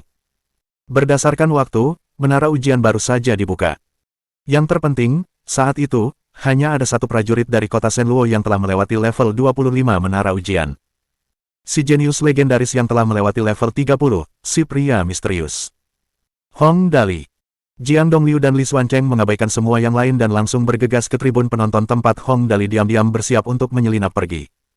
Bocah, jangan lari. Diam. Sebelum semuanya dijelaskan, kau tidak akan kemana-mana. Terlalu banyak, dia benar-benar menyembunyikan terlalu banyak hal. Pantas saja si jenius legendaris yang melewati level 30 menara ujian itu masih belum ditemukan setelah sekian lama. Ternyata dialah si bocah nakal itu. Apakah dia bersembunyi seperti serigala berbulu domba dengan kedok anak yang hilang? Si bocah nakal itu, dia bersembunyi selama ini. Ah, haha, aku mau keluar cari uang. Hong Dali tertawa sinis. Kalian semua, lanjutkan saja, haha. Lanjutkan saja kompetisi kalian, tidak perlu repot-repot memperhatikanku. Sebelum Hong Dali selesai berbicara, Li Xuancheng dan Jiang Dongliu masing-masing telah meraih salah satu lengannya. Sebelum masalah ini selesai, kau tidak akan pergi kemanapun. Hong Dali langsung berteriak, aku anak yang hilang. Anak yang hilang. Kau keterlaluan, ini tidak adil. Aku tidak tahu apa-apa. Hong Dali. Di podium tempat ia menyaksikan semua ini, wajah Jiang Qiansui memucat karena kegembiraan. Jangan bilang, itu kau. Mohon dukungan dari omom ante-ante sekalian, buat subscribe atau sharekan novel Mimin ke Facebook kalian, agar channel Mimin bisa terus berkembang. Dengan begitu, Mimin bisa lebih semangat untuk up novel seru lain ke depannya. Sekiranya ada kebutuhan buat subback, silakan inbox Mimin atau tuliskan di kolom komentar, Mimin dulukan dengan ucapan terima kasih.